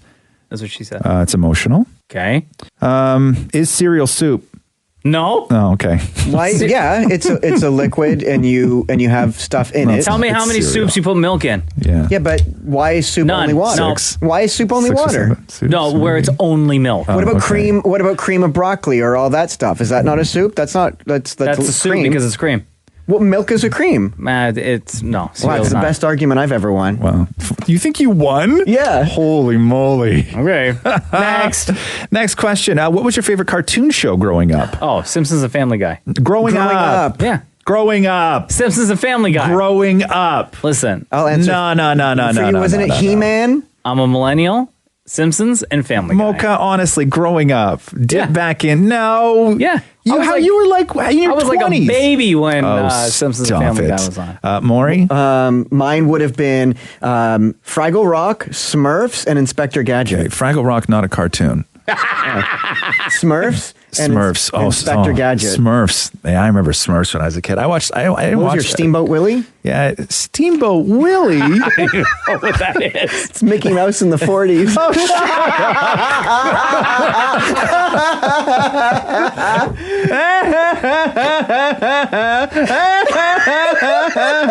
Oh, okay, here, let's end on this one. Podcast. This question from Leo. Okay. What is your favorite fast food hack / secret food? Okay. Mine used to be the McGangbang. Excuse me? It was a McDouble and a junior chicken. But I've recently found that Wendy's chicken nuggets and chocolate frosty work really well together. Oh my God. So, your food hack. Yeah, see, I don't eat a lot of fast food. Let's try and keep this to fast food. I don't really eat a ton of fast food. I haven't in years. It makes me poop and it just doesn't do well. It doesn't do well with me. But my thing, my favorite fast food burger that I could get was I would do a double quarter pounder cheese with mac sauce. Oh, that sounds good. Delicious. And that to me was the ultimate grease late night, fix. Yeah. That's what did it for me was the double quarter pounder cheese, not the mac, but a double quarter pounder cheese with mac sauce is what did it for me. Damnit Maurie?